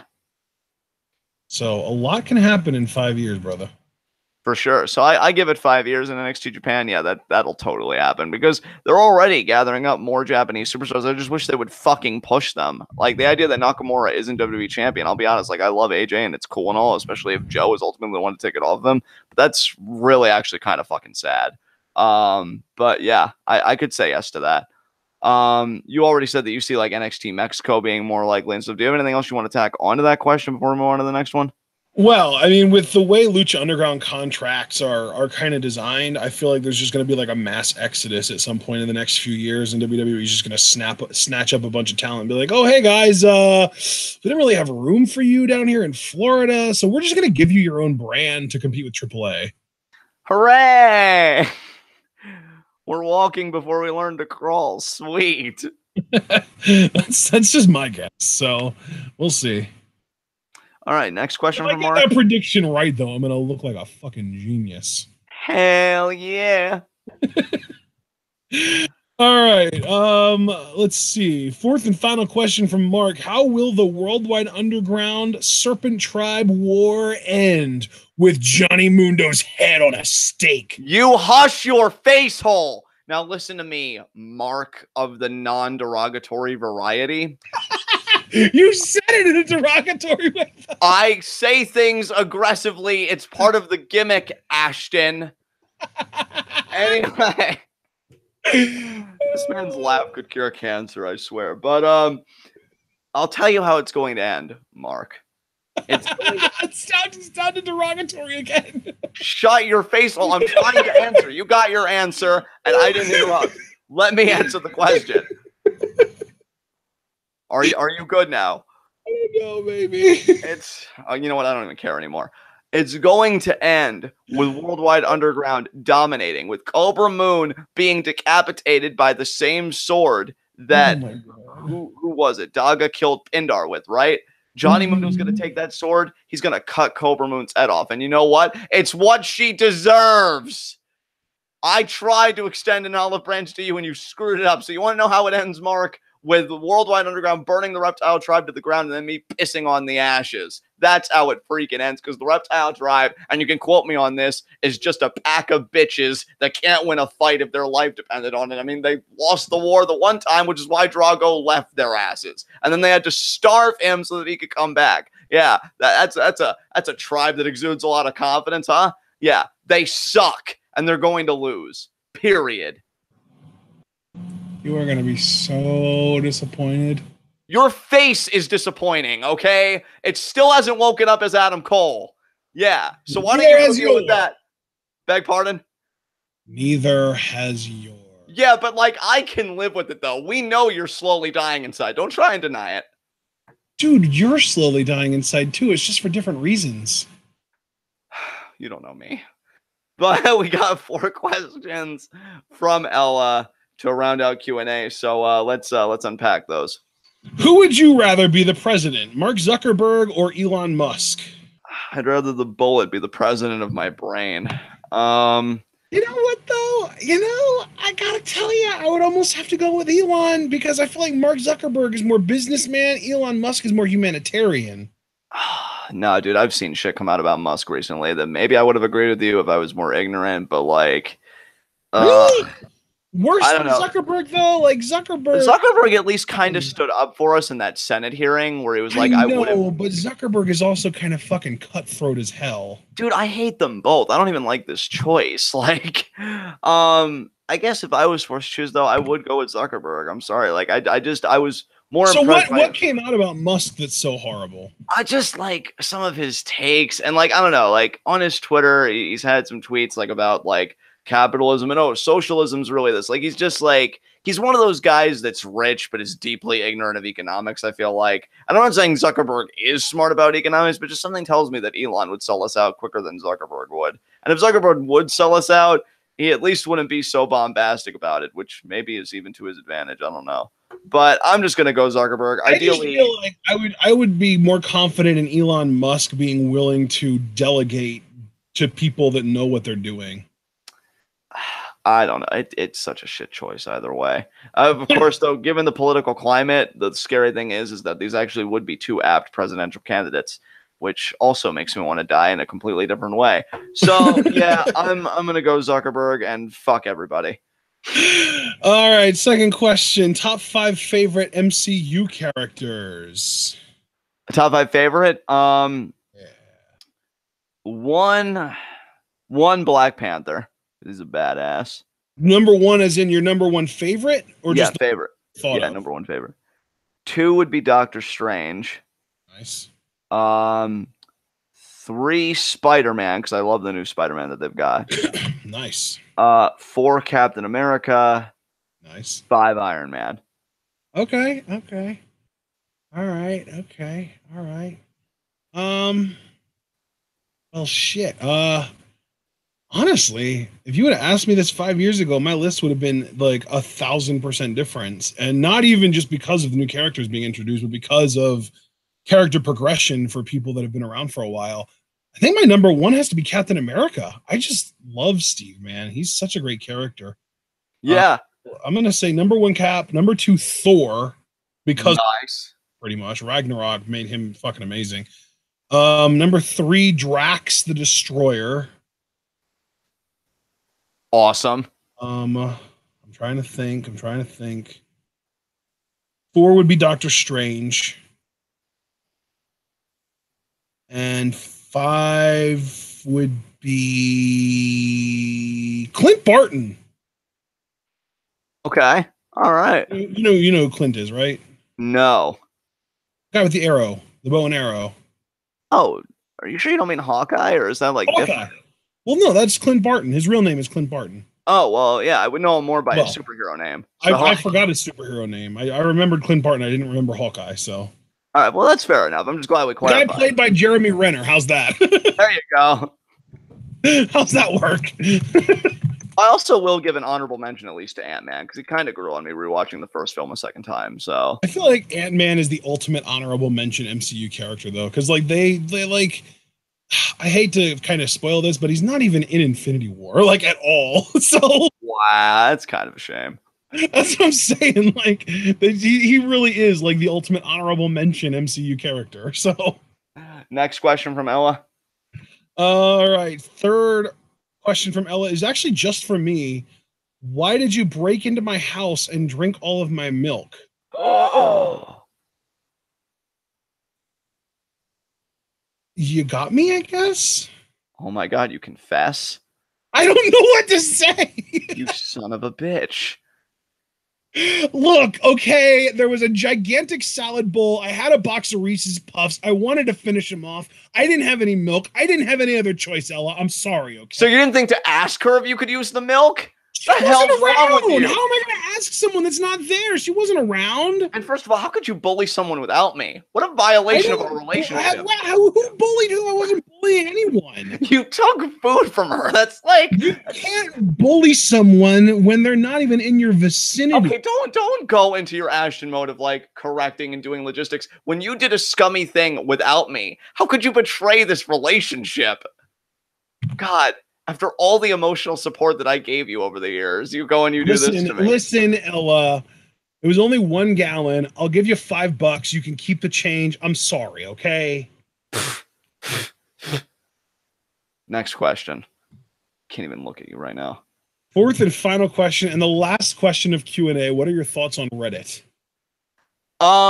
Here are my thoughts on Reddit, sincerely. It's wonderful to interact with, like, just as like observing it and like viewing threads and stuff like that. But I think it's horrible to use it. I've had nothing but like negative associations with actively participating in Reddit, like, you know, posting threads and stuff like that. So I think it's wonderful to observe, horrible to use, and that's just my personal experience. Yeah, what about you? That's kind of where I was going to go with it too. Was I feel like Reddit is a very valuable resource as long as you know what to avoid.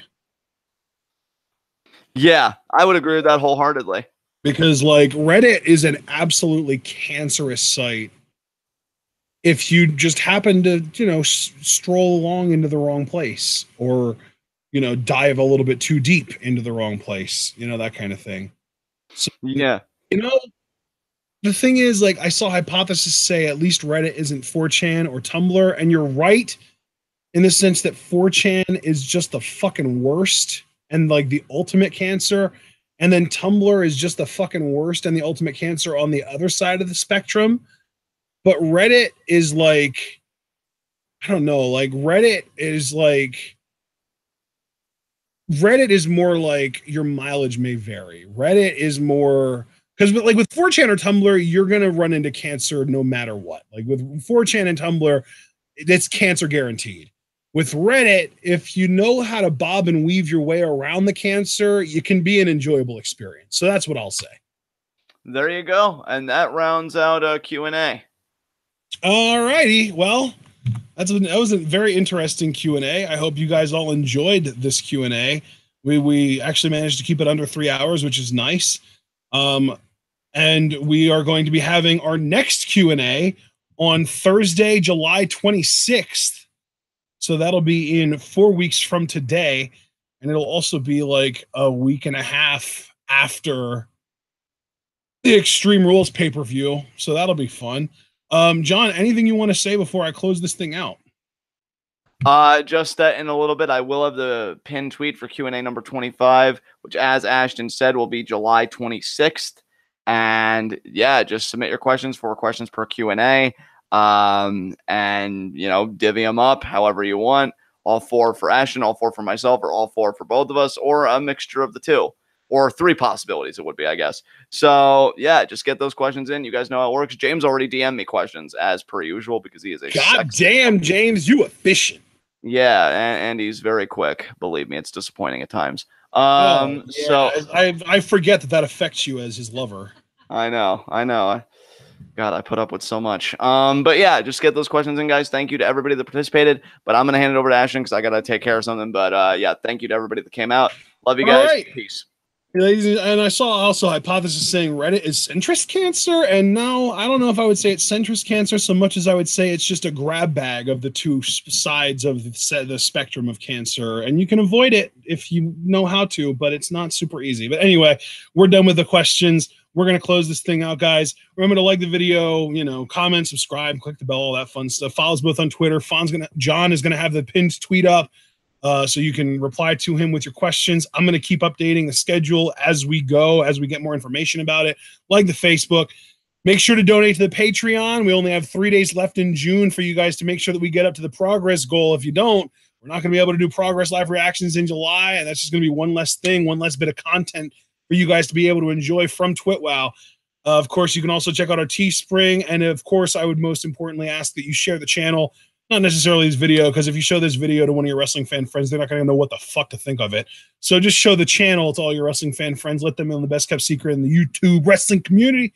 workhorses, the YWC, all that fun stuff. And we will see you all. I mean, when the hell do we do? I don't even know. I guess Wednesday. If progress doesn't happen, then we'll see you guys on Wednesday for Lucha. That's our next thing that we're going to be doing. So that should be a lot of fun. And of course, remember to always and forever stay tuned.